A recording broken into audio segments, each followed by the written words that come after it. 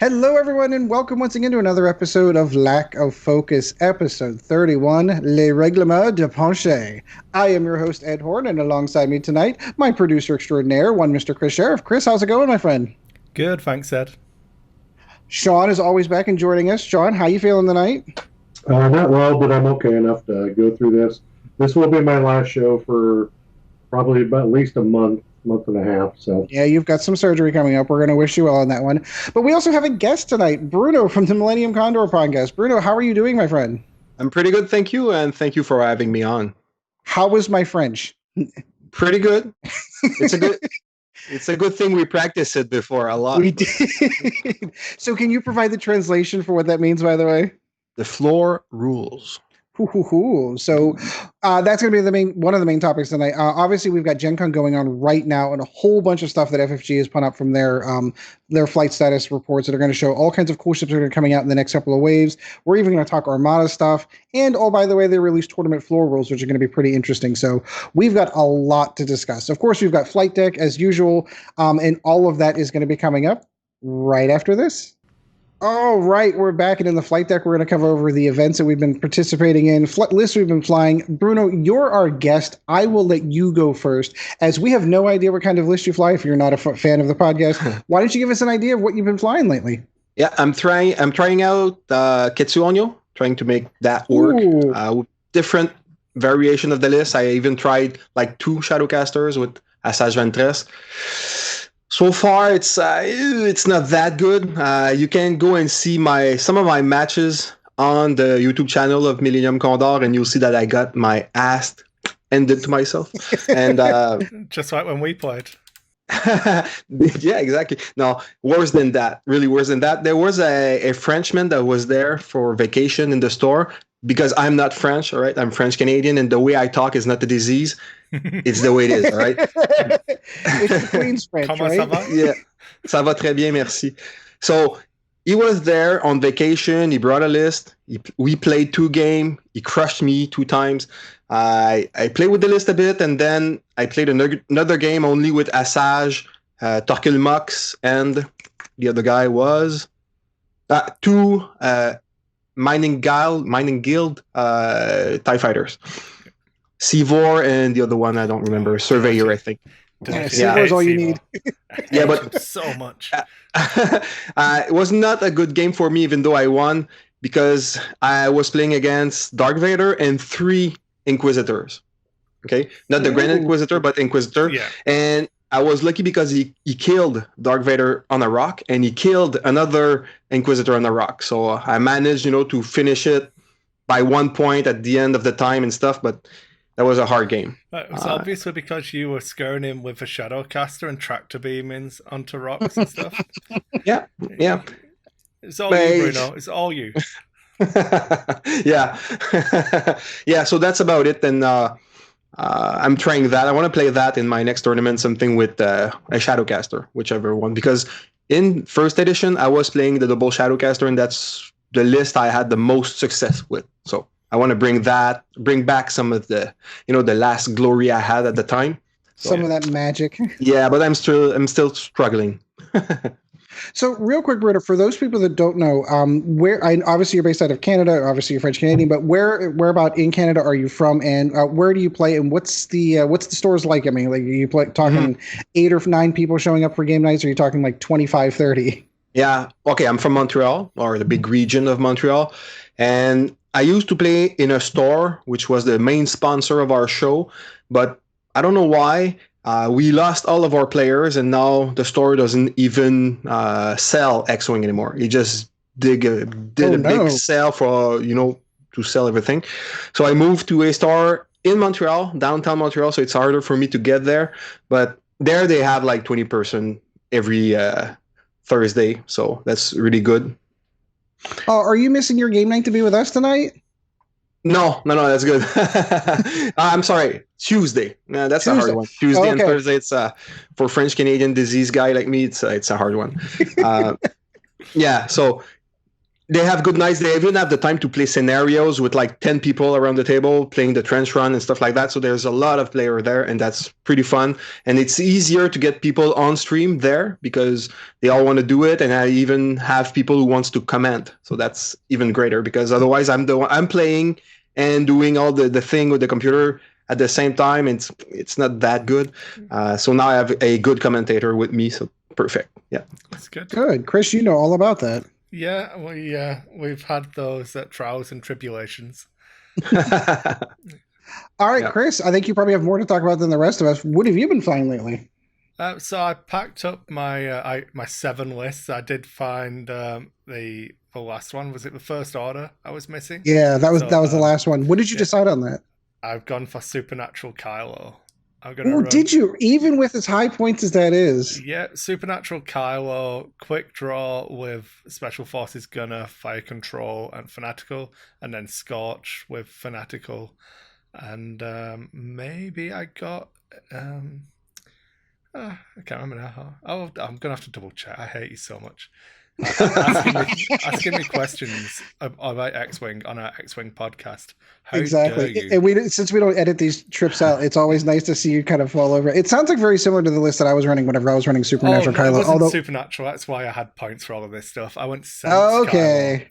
Kylo. You went Sense. Okay, that makes more sense. Primed thrusters.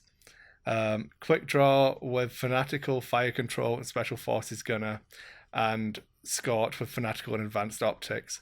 And that gives me an 11-point bid. So very nice. Very nice. Okay. Well, so I managed to make that list to add it to my case. So I've got one list per faction in there. The legendary Plano case. Yeah. I actually upgraded the bag so it's a little bit bigger because I realized I had the Nova Open rucksack from KR Multicase, I think it was. The list I actually did for, I think I spoke about my Imperial list and the Scum list last time. This time if I remember correctly, the Imperial list was like the 6 TIE fighter. Like you went back to the 6 TIE list, correct? No, so I played that. Then the points changed. So I went to Scarif Base Pilot with Death Troopers, Cynthia Fell with Crackshot, Duchess with Crackshot Fifth Brother, and Pure Sabak with Crackshot. And all right, I remember now. You're right. And Duchess just died straight away because I'm terrible at the game. Fun times. But then I actually got my Resistance list and Rebel list on the table. So I was running Resistance with no bid just to see if Paul actually needs it. So I've got Paul Dameron with Heroic, R2 Astromech, Spur Parts Canister, Black One, and Integrated S-Foils. Then I have Taliesin with Heroic, Lulo with Heroic, and a Logistics Division pilot with C-3PO and an R4 Astromech. So he gets the blue like 2s across the board and white hard 1s. Can still do a red reversal stuff. When he coordinates somebody else, he's still getting a calculate token for himself. So he has a little bit of mods and stuff. And that went fairly well. I found that I didn't really need to be coordinating as much with that list because obviously Paul can take 2 actions, but I did manage to keep Paul unstressed for quite a lot of the time. Spur Parts Canister on Paul was fun because I used both my charges on the R2 and then just filled it back up again. So I'm like, oh, of course, I'm back above half points. I'm back above half, and I've got a charge left. Do you want to shoot me some more? I promise I won't run away again. And then stupid Heroic. I'll just take it because it's a Resistance list and it's like funny. But I think I triggered Heroic like 6 times in that game, which is pretty high. And, yeah, that's good, right? That's good because I never play that, so I don't know. Yeah, so I triggered Heroic. So I'm not going to go through a full game. I'm just going to give you an example of how bad my dice are. I had the guy shooting at Paul. So Paul was behind a rock, so it's 3 dice. And I had him in bullseye with Tally, so I spent Tally's charge to make it 4 dice. So I rolled Paul's 4 evades and got 4 blanks. So I was like, yes, Heroic. Rolled my Heroic reroll and got 3 blanks and a focus. Nice. So I spent my focus on Paul and prevented 1 damage. Those weren't the clear regional dice, were they? Because that's typically what mine do. No, I've switched out to the hyperspace trial dice. I managed to get 8 of those. So I actually had to cave. You know, I said I don't sell any of my X-wing prizes and stuff. I know. I saw. I'm really poor at the minute, so everything has to go. Do you guys play with the black one, the black dice? Yeah, that's what I'm using at the moment.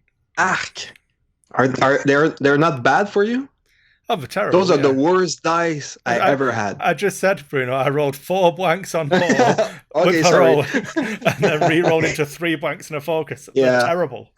But I'm sorry, I interrupt a lot. Is that okay? Because no, that's totally fine. It's not my show, but you are aware of the official lack of focus approved attack dice, right? No. Go by Outer Rim and use those worlds dice that go in there, because apparently those roll really well. I ordered my my dice pack, right? Now they need to do is an expansion to give you the world's evade dice, and I'll be happy. There you go. I'm sorry. No, it's fine. And the other list, I had really bad dice, but managed to win anyway through just chipping away and stuff, not actually dying. And then I played a rebel list. I've not flown rebels for ages. So I went with what I thought was good when it first came out, and it turns out it's still okay. So I was flying Wedge Antilles with Crackshot, R4, and servos, 58 points. 10 num with Selfless. Nora in the Arc 170 with Leia, and then Lieutenant Blount, and it's 200 points exactly. And you just go slow the first turn and then push everything as quick as you can the second turn, so that you get in range 1 and have Blount flanking, so that he can have a 3 dice shot. Nora just adds evades whenever we try and shoot her. Wedge dies, but it doesn't matter, and 10 does 10 num things by being selfless. It's a good list. It's pretty much, even the list that I had. I mean, granted, Leia's a little gone up a couple of points. It's still really good. Yeah. I lost Wedge in that game, but at that point I still had Nora, Blount undamaged, and 10 num had soaked 2 hits for other people. So it went fine. I got damage through. I just really wish that I could somehow drop Blount and magic with it bigs in, because it would be horrible and cheating, but I just want to cheat anyway. You know, I want to play a 212 point list or whatever. It'll be fine. So I was desperate to try and get Selfless on a B-Wing and Biggs in the list and Nora, but then I think I need to drop Wedge if I want to make it into a fully reprobate squad. Just drop Wedge, reprobate. Reprobate. So it's like a convict, someone who reprobate. I'm gonna have to see. Ed, do you know what he means? No, that's an English term. I missed that one. I'm glad you said something. I'm like, I think I know that one, but I've not know that one. That's like English. That's UK English. That's not American. Yeah. Okay, let's see. Go Google. Okay, reprobate. I feel like we're playing Scrabble. I don't think that's a real word. I challenge. An unprincipled person. So. Oh, there you go. Unprincipled person. Reprovere. So you want your list to be reprobating? As in, I would be a man of. If I flew that list, I would be a man of few principles. Oh, okay. Aren't you not? I'm a nice person. Oh, okay. No, that's right. Okay, you're nice. Yeah. Except when he plays games. Yes. All that facade drops. I don't have to stand for this because I'm sitting down.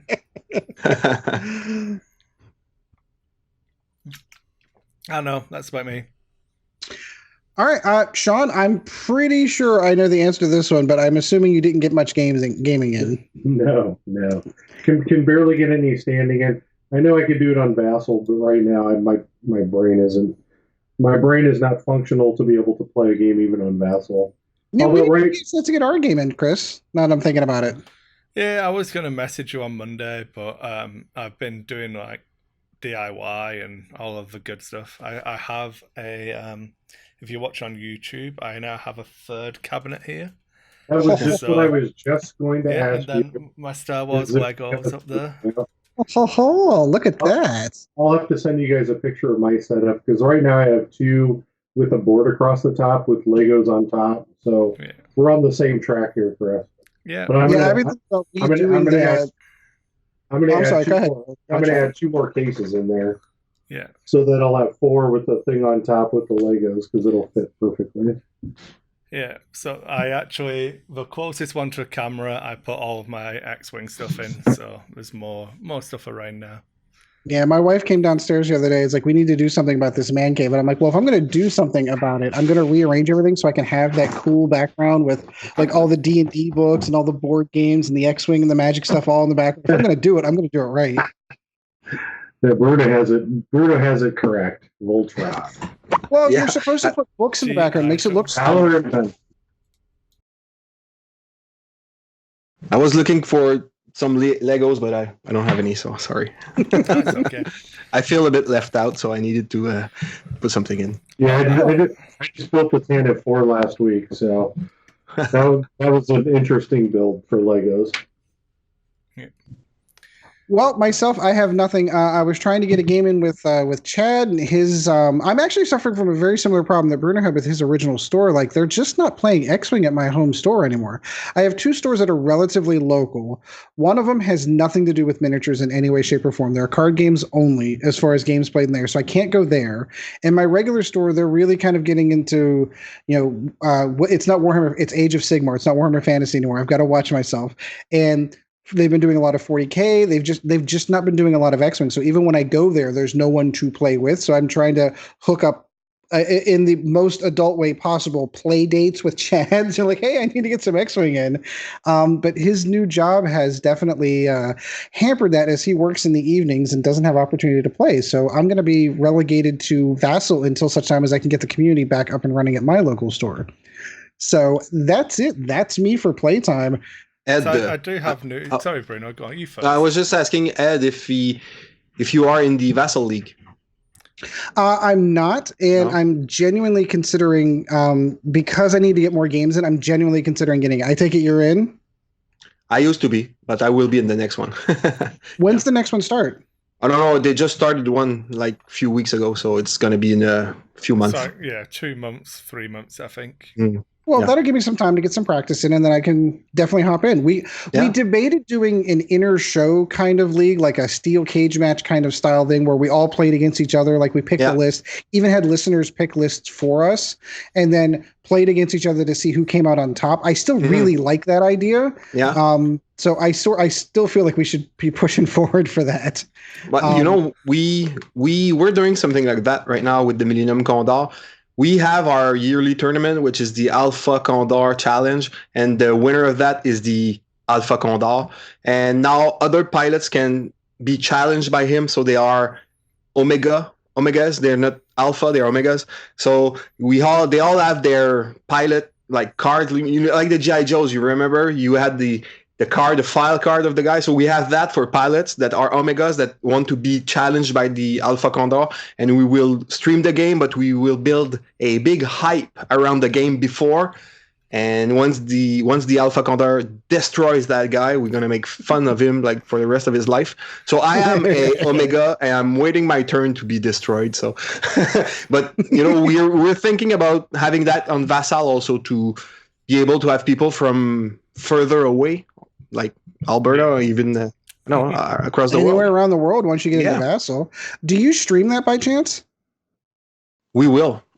That's it's not started idea. yet. Now we are collecting Omegas. So when we have like 10 Omega, we will start the process. Yeah. I don't know, Chris. What do you think? Bruno knows I'm always game for anything. Yeah, because the Alpha Condor right now is in the Vassal League and he plays a lot. Like he's not core, he's like 2 levels under the core world. Yeah. All right. I think that's something. I think a small gauntlet may have been thrown there, Chris. I think we might have to step up to this challenge. So, Ed, you do have a grizzly bear that I have to send to you. Aww. So, it just means you need to find a grizzly bear when you're playing D&D now. Absolutely. Sorry, a grizzly bear. A grizzly bear. It is going to be lovingly hand painted by one Kris Sheriff, though, is it not? Do you want a painted one? Oh, fine. I'll send You you a have painted to. one. It's okay. You're the best. All right, so that's going to be it for the flight deck. Kris, do you just want to keep rolling right on through to news? Yeah, we'll go. Keep it rolling. We've given Bruno his commercial. He's not getting 2.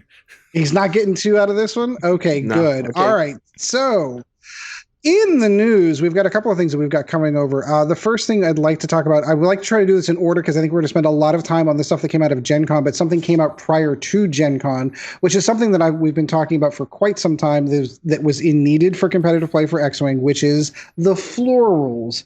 And oh boy, some of these are, I'm proud of FFG for producing the document, and some of these are pretty harsh if you violate some of these rules. So, Kris, anything that jumped out at you right away? Because I know there's a few of these ones here that even silly things like tardiness is a warning. Absence is obviously a match loss. That kind of covers I'm going to drop out of the tournament and not tell anyone I'm doing it. But even weird things like mark cards for your damage deck, for example, are covered in this. There's some interesting things.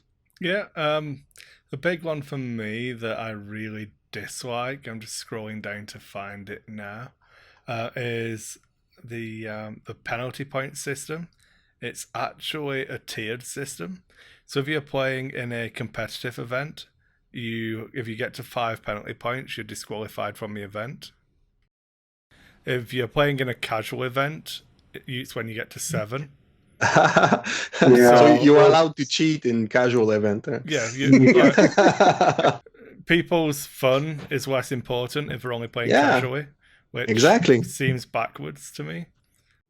Yeah, well, you would think in casual events like they wouldn't really need to implement any of this, but I guess you're wrong. No, that means you can be a dick in casual event. It's all right. Woohoo! Yeah, I mean this is truly made for a certain player who I'm not going to name him, but definitely skirted every one of these things in here in some way, shape, or form.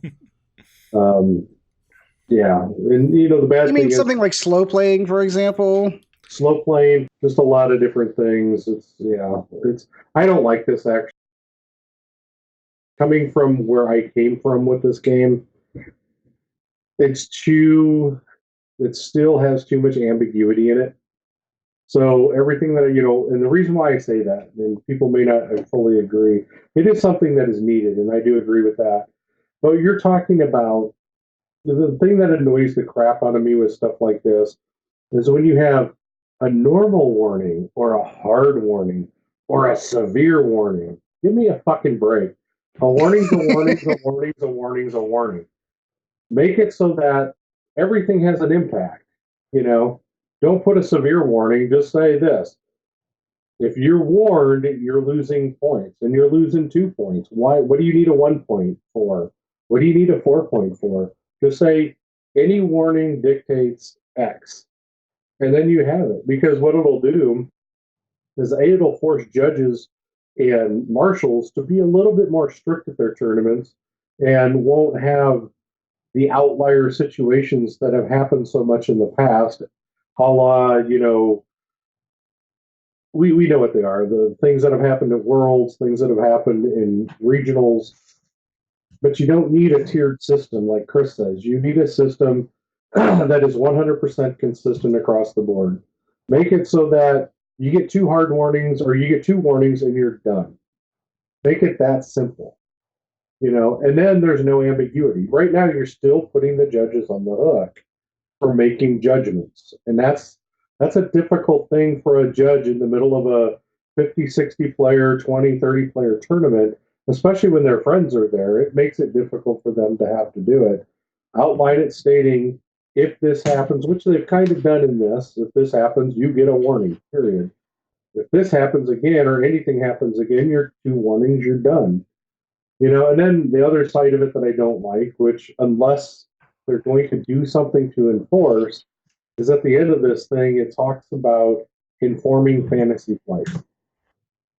So are they going to put, people who have lots of warnings or lots of DQs in there to tell the TOs and the judges and everybody else, this person's a risk.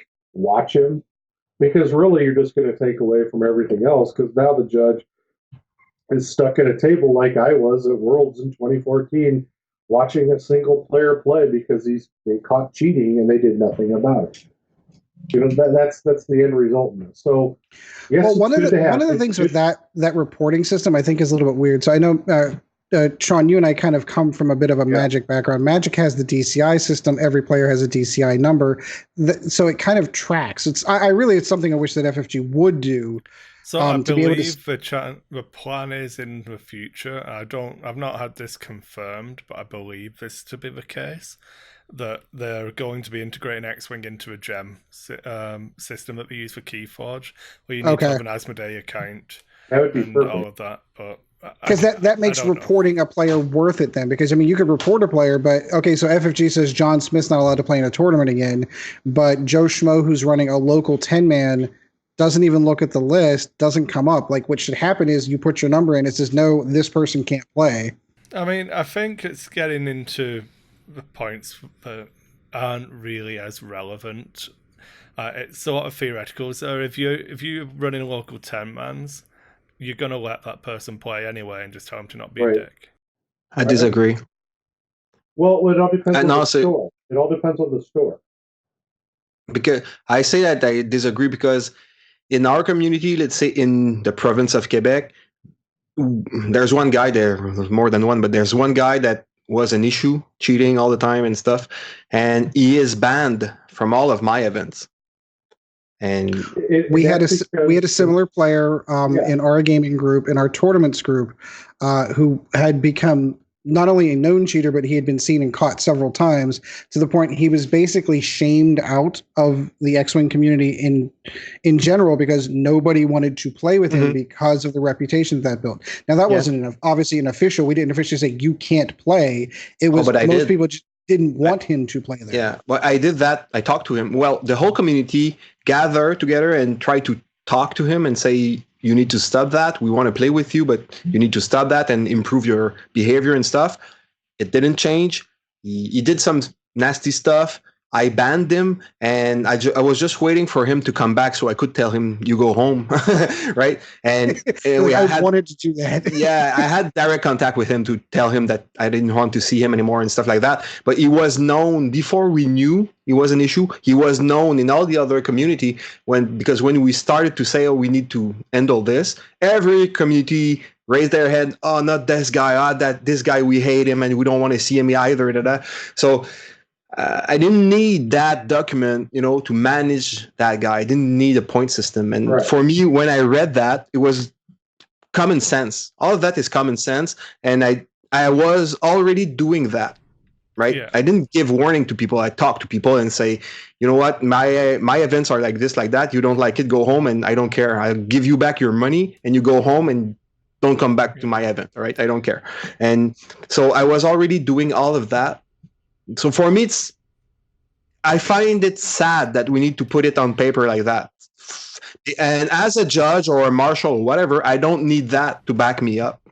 I have a spine, and I can go and tell the people, player in his face, what you're doing is wrong. Change that, or you'll be out or disqualified or whatever. And I'll be the bad guy. I don't care. And I think people will respect you more if you do that than if you shy away or hide behind a document like that. I've seen issues in the past where people have done that. You've had TOs that stood up, said no. And stores, of course, didn't back the TO and made the TO allow these players to play. And, there's a couple communities that I know of that they've had this happen in. And as far as on the large stage, what I call the Fantasy Flight stage, where you're at a Fantasy Flight event, you're at a large event, either run by Fantasy Flight or whatever company that runs them now for Fantasy Flight, something like this is needed because you really don't want those players to play on that stage. In a local, you ferret out players locally. It's just how it works, The cheaters over a point of time realize either I got to change or nobody's going to play with me. And that's what you're doing, Bruno, which is the best way to do it locally. But when you're getting into these large events where you have players that are cheating or doing these unsporting things in their local communities, there's no way for you to put that out in a not a national, because that's the wrong way to put it, but in a spotlight that is worldwide, where people, if that person, let's just say, I'm in Omaha, Nebraska. So let's just say we have a player that goes to, Quebec to play a game. How do you know what this player is like? Let's say I go and play in your tournament, you won't know that I'm a dick, right? You won't know that. And that's why if you have something like this, but it has to be trackable, like GEM or the DCI system, then those people are ferreted out and they have to make a choice. I either need to change and appeal and get back in, or I'm just never going to play the game competitively again on a large stage, or a stage that's outside their own small community or their kitchen table. And these guys know, Ed and Kris know, that's something I push. This is something I pushed for years ago. But wasn't this accompanied by a judge program to train them how to differentiate between the two? Well, they never had that though. I know. That's kind of what I'm getting at, though. I feel like this document needs to be accompanied by a judge program. Yeah, you look at successful games like Magic the Gathering as an example. They have a worldwide judge program, a judge level program. Fantasy Flight could do the same thing. Now, it's not a game that's, I think, on the level of Magic as far as player base, but I do think that it's at a point where you could have something like that. You could pay somebody who's not just an organizer for Fantasy Flight, but who does that, who trains judges, and you can do it the same way Fantasy Flight does, where you have a rule document, this being part of it or whatever amalgamation of this and game rules, and then you test them on it. And you have a level 0, a level 1, level 2, so on. And then those are your judge pools that you pull out of for these large events. Right now they still do it the way they did it in 2014 when I was a judge at Fantasy Flight's World Championships. It's just whoever volunteers. It's a volunteer service to be a judge.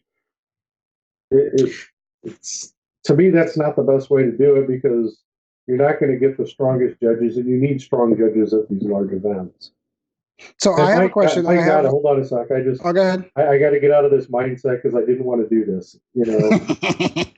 Well, I've got one more question. I might need you in the mindset for one more question. Then you can step out of it if you don't mind. So I've got 3 guys on the show right now that have judged events in the past. One of the gray areas to this document for me is, how do I tell the difference between a minor, intermediate, or significant gameplay error and cheating? Well, they tell you, yeah, exactly. It's about frequency, Well, frequency is one thing, but that will handle itself out in the way that it's counted as far as the warning system. So you'll rotate yourself out by minor gameplay errors anyway. But cheating is an immediate disqualification from the event. So how do I tell the difference between, hey, you've bumped that dial 3 times and oops, you flipped over the wrong dial? How do you tell the difference between cheating and a gameplay? And that's where I said that there's an ambiguity in it. It would have to be the context of it. So, for example, if you were flying a hawk and your hawk was going to bump into something, and whilst your opponent was moving, you picked up your dial, looked at it, and went, oh, this dial is going to bump now. So what about if I just rotate it whilst I'm on stream to a different maneuver and put my back dial back down? That's blatant. While I'm on stream, example. I like how you toss that out there. That's a blatant example of intent. So you need to stream every game. Right? Every game, every table. Yeah. 128 tables. Yeah, but I think it has a lot to do with the judge's experience. Right. And, because if the judge or the marshal, whoever, has little experience, he might not be able to catch that. He won't see it, right? But with experience, in any trade, when you have experience, you can catch and see stuff that other people don't. So I guess... That's a great point, Bruno. But one of the things that I had in my experiences as a judge TO is that a lot of times there's one judge, maybe, or a TO that's doing the whole thing that doesn't see it, and then it's other players bringing to their attention, this is happening. And then, then the judge's focus has to be on a player rather than That's what I don't like about having, the ambiguity or this. One thing is that what I always dreamed of that X-Wing would be is that the community would police the community. That the community would shame the players that do this. But what I found is that really sometimes they kind of put these people on pedestals, like in a Worlds event on stream when a guy rotates a dial, and obviously it's so friggin' obvious, and not a thing happens. The guy becomes, that's famous. An example of there not being any intent, Sean, evidently. Yeah, exactly. Yeah, I mean, but if that's not intent, and if you use examples as examples, and that's not intent, there isn't a damn thing in this that's intent. No, and this is what I've said all along, because people have been crying out for floor rules since Paul mentioned them in reference to Magic events 4 years ago now, for probably longer. On a show that we used to do. I remember that, We spoke about it on Nova. I think you were on board as well, Ed, obviously given you a background. I still am. I remember at the time, and I still believe this now that we've got them, because they then released a fundamental event document, which a good word for that might be floor rules. Floor rules might be a fundamental document that you use to rule your event. Right. So that was X-Wing floor rules. But that wasn't good enough. That didn't fix everyone's problems. So then they released another document, went, maybe if we actually call it floor rules, all of these issues will go away. And lo and behold, you've got people who are shit at judging who will still be shit at judging whether they've got this document or not. So nothing's changed. Exactly.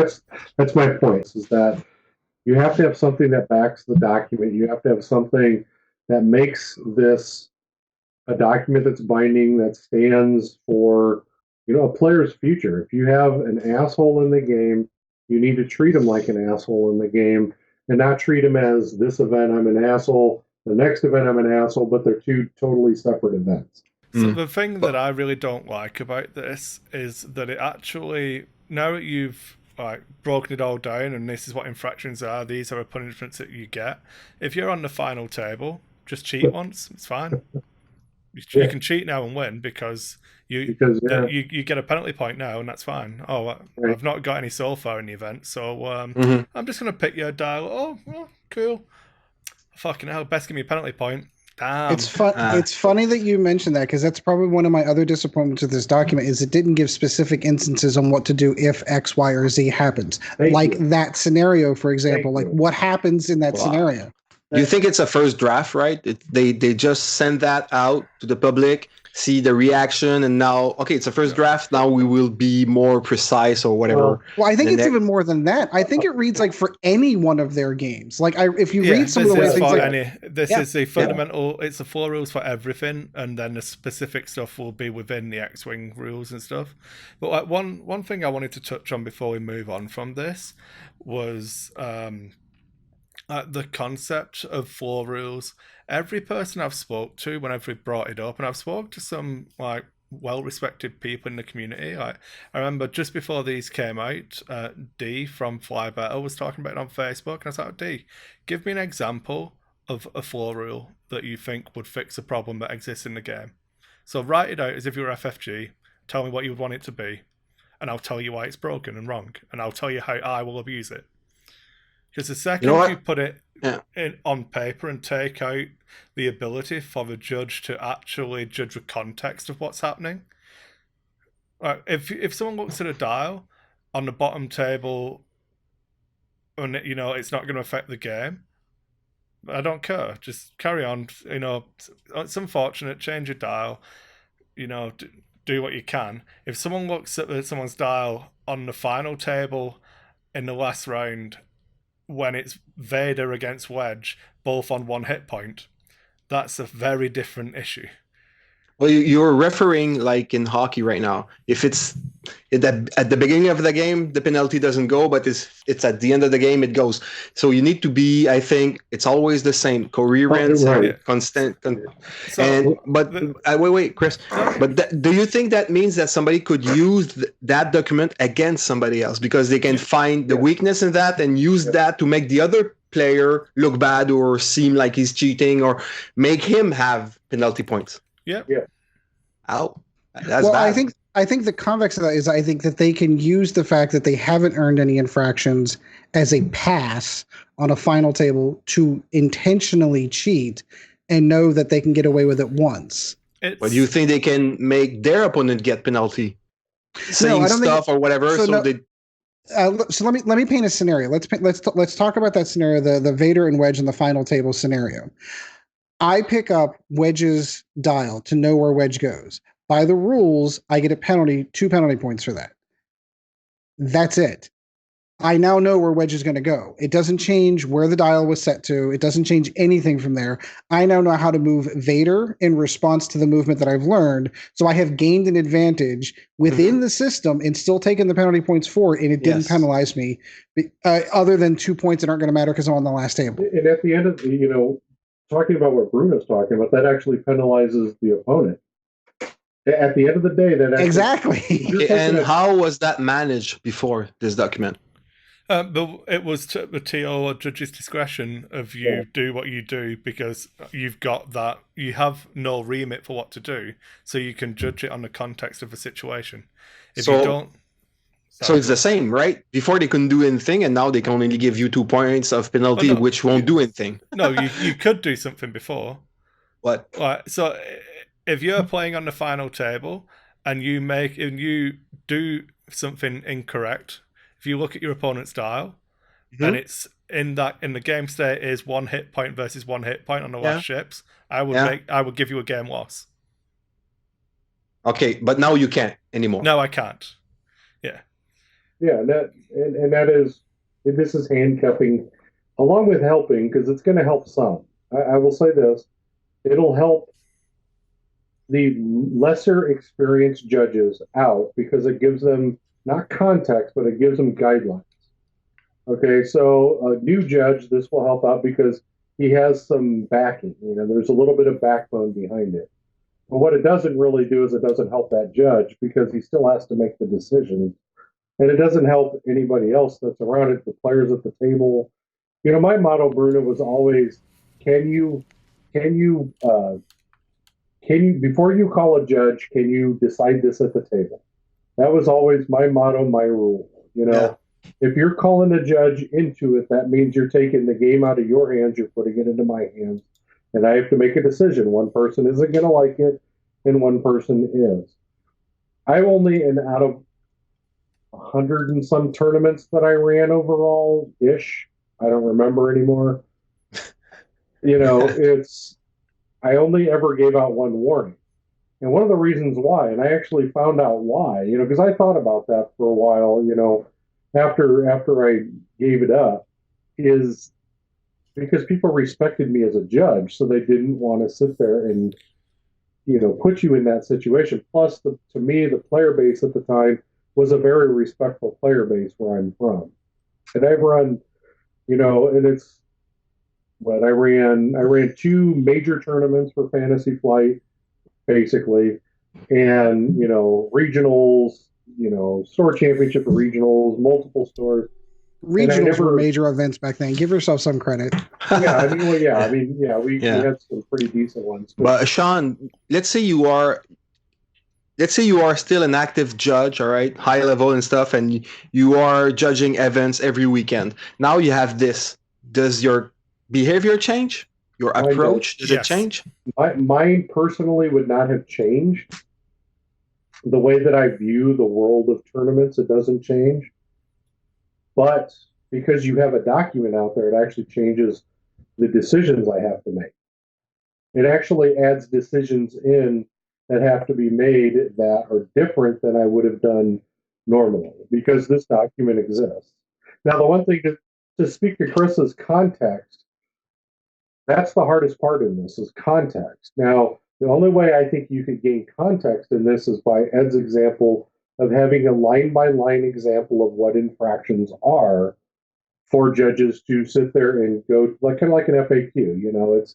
It'll be added to when something happens. And that's where I think it's the most difficult for judges because judges don't understand context. Most good judges do.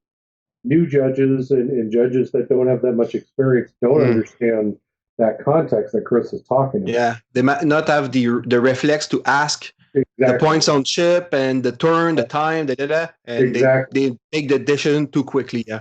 One of the things that this document takes away from me, so obviously I'm in Calgary, big events that I get to run are like 50 to 70 players, and I run them on my own. I don't have a team of judges. I'm the head marshal and the judge, and also doing all the data input, sorting out food if we're going to have food at the event, helping customers as well, because it's still a store. So if someone needs me for a painting question or something, I've still got to do my job and answer them.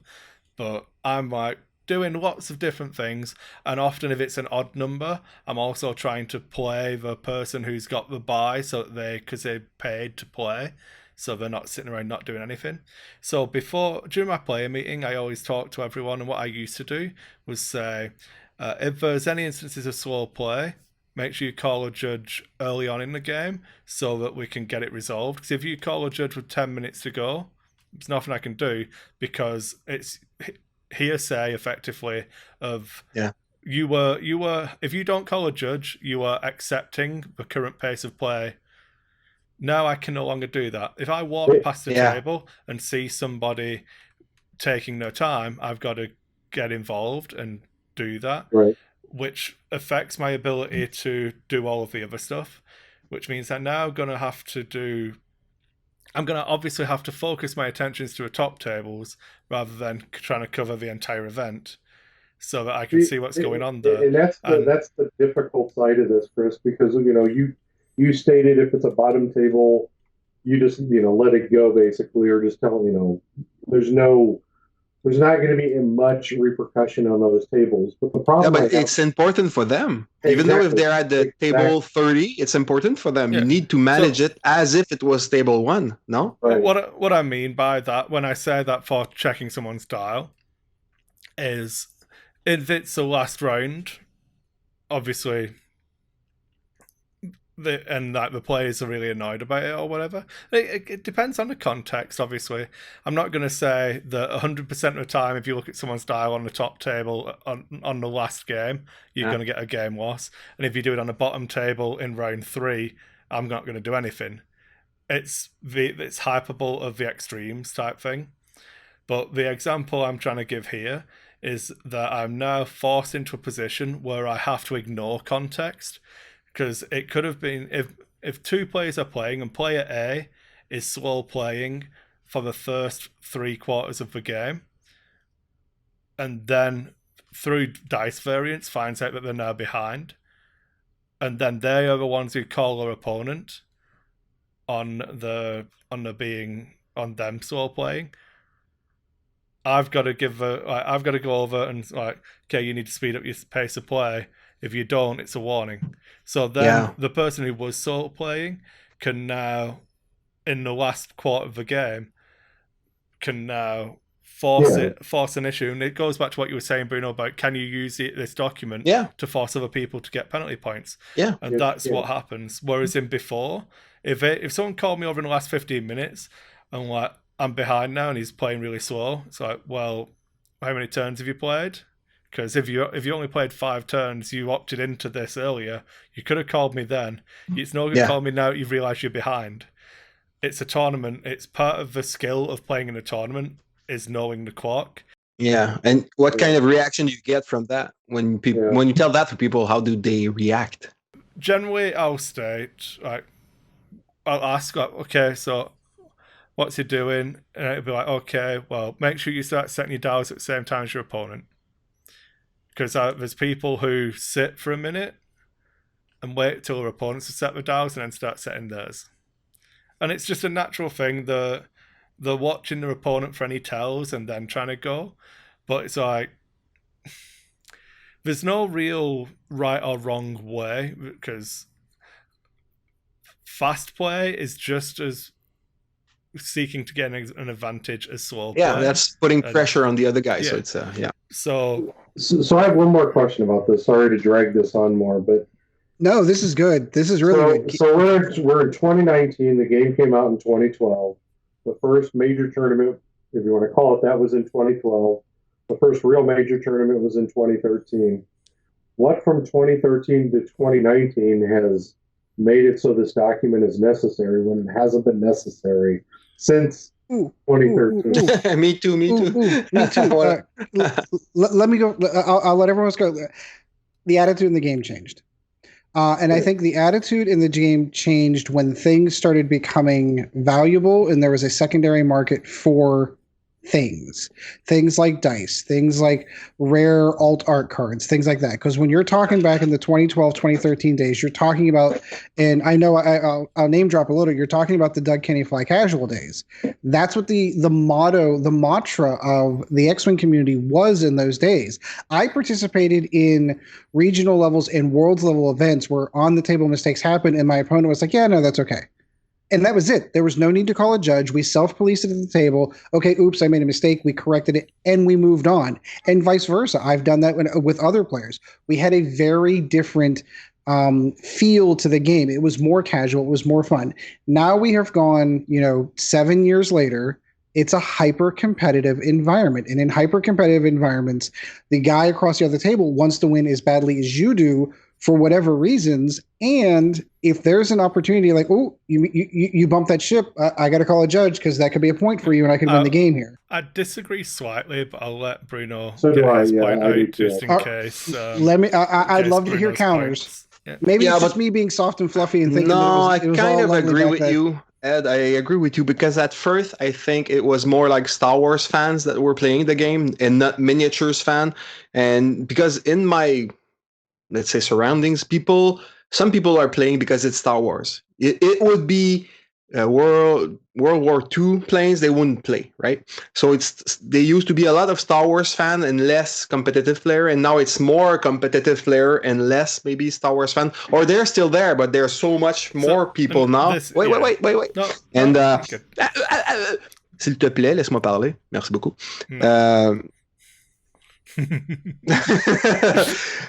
And it's not about the game as Star Wars ships anymore. When you have two guys facing each other and they decide to go to final salvo directly, or they decide not to play the game, that's not playing the game Star Wars, right? It's playing the competitive game. It could be X and O's. It would be the same thing for them. It's not X-Wing versus TIE Fighter. It's X and O's. It's points. It's maximizing list. It's optimizing list. And it's not about flying this pilot against that pilot. So these guys are more in there for winning, like you said, Ed. And they are using every tactics available to them to win, good or bad, right? So not playing the game is a good tactic for me to win, so I won't play. Or not allowing you to play the game, that's another good tactic for me, so I will do that because I get the advantage. I don't care about the game as is. I want to win, whatever it is. So there's more people like that now in the game, I think. Yeah. So I think your 2 points kind of tie together into how I disagree quite well, because I don't think it's necessarily that the community has shifted. I think the game has grown. Those players were always there, and they are still there, but the ratios have changed. So whereas in a tournament in the past might have been everyone who plays X-Wing might have gone, now there's too many people who play X-Wing to be able to go to that tournament. So people who aren't going to just play at home. And it leaves the competitive players and other ones playing in the tournaments. Because it's not fun for them to go play because they will face those mother F that wants to play at all costs, that wants to win at all costs. So I'm there to having fun, and in front of me there's a guy who only has fun when he wins, and he wins big. So he's going to be a dick to me. Why would I pay and go there, spend, 10 hours playing a game against people that are not fun to be around?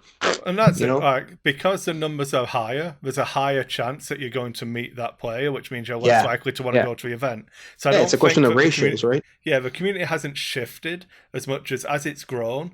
This is a natural progression of any game like this, and it sucks. But all you can do is get your enjoyment from how you get your enjoyment. Yeah. And I feel like there's a level of responsibility for the podcast to make sure that the focus isn't all about winning, and I think that's what we try to do. What?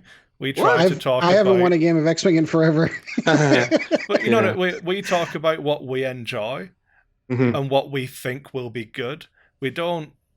I don't put anything really through like Gates of a Storm or the probability calculator and talk about the numbers, because there's other podcasts to do that. And in a different life, Kris, we used to do that. You know, but we actually did. But we need to wrap this up because we really need to move on. But my point to Ed is that prizes and value have always been there. Boba Fett in 2013. I remember going on eBay for $180. That was $150 or $180 was the first one. When the first person got it, put it on eBay, it was on there for $180. The original regional dice that were the clear dice that everybody cherishes, those were on eBay right away after that first regional in, let's see, I think 2015. No, it was 2013. Was it 2013? I've had them that long. Holy cow! Sorry, 2014. It was 2014, and the first two regionals that went live were mine in Omaha and Roy's in Pittsburgh or wherever it was. It was us. So we were the first two tournaments that went live. That's when Cryodex hit and went nuts in the world. But I remember those dice. Because the TO got a set of dice, and I remember I gave mine. I gave mine to the ninth player, the player that missed the cut, which went to a great guy, Jonathan Rennig. But I remember those dice, and I think it was one of the Pittsburgh players that put those dice. I've got mine eBay. right here. It was like $150 for those dice, and so prizes have always had value. They've had great value. It's just the amount of the prizes are more to me, and I do think, because you have the players like, Kinetic Operator who would get World's dice and literally be handing them off for $500 to we witnessed players. it. Yeah, to players in 2015 or 16, whenever that was. That was Worlds 2015 that we saw someone playing a game in the hotel after with a full set. And we're like, where'd you get this? Oh, I paid like $500 for these. And that was really? That was Kinetic Operator selling dice. And good so for that value, yes, they've always been there. That's always been there. I think you're right, Kris, and I think you're right, Bruno, that the amount of players that are playing the game is so large now. The player base is so different because it's so large. Bruno, you're absolutely correct. You look at how many miniature crossover players that came from 40K into it, and it wasn't because the game was better than 40K to them. It goes back to Ed's point of view. I know players who started playing X-Wing because the prizes were worth so much money. So I disagree with you on one point. Whenever X-Wing came out, it was much better a game than 40K was, because 40K was grossly imbalanced, and FFG did a really good job in those early days of balancing their game, which is the reason why I shifted. I was one of those guys. I'm not talking about early days. I'm teasing. I have a question for you, though, Ed. If you played 40K in the same way you currently play X-Wing for fun and just to enjoy playing 40K, was 40K a horrible, broken game? No. So was it the fact that 40K was at a critical mass of players where people really wanted to win and ruined it for people who just want to have fun? Yep, I agree. That's where X-Wing is now. It's not the game, but it's the players. Be careful, because now the X-Wing community, even though it's changed, it's a lot less toxic than many other community. Like, I went a bit into Magic and got the hell out of there because, man, that was toxic. And Magic is bad. And from what I hear about Warhammer and stuff like that, it's not that good either, right? So I think X-Wing, since there's a fan base from the team, right, Star Wars, it helps having more people that are there to have fun and are more relaxed and want to play and enjoy it, and not just for winning. They like to win, but they want to win casually. And that's why I think I can close on this one. That's one of the reasons. I have one more, Ed. I'm sorry. No, go ahead. At the start we said that penalty points, you get more penalty points in casual event. Well, the threshold is higher. You can get more penalty point before you are I think that's bad to grow the game, because let's say I'm a new player and I go to a casual event. I'm starting my career as a competitive player, right? So I go to a casual event because in my head the level is lower and the competitiveness will be easier a bit, whatever. And then you have this dick in front of me who is just there to win because he know that it's a casual event and he think that's going to be easier. So he's a dick. He's doing all of the tricks, right? But he can get away with more of those fucking tricks.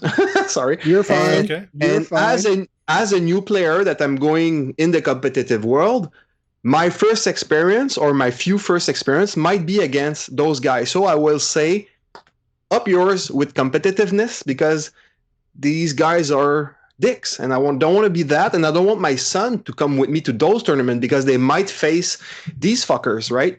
So because we have kids in our communities and some of them, they don't come in anymore because they got trashed by, adults with the quotes, man-child, right?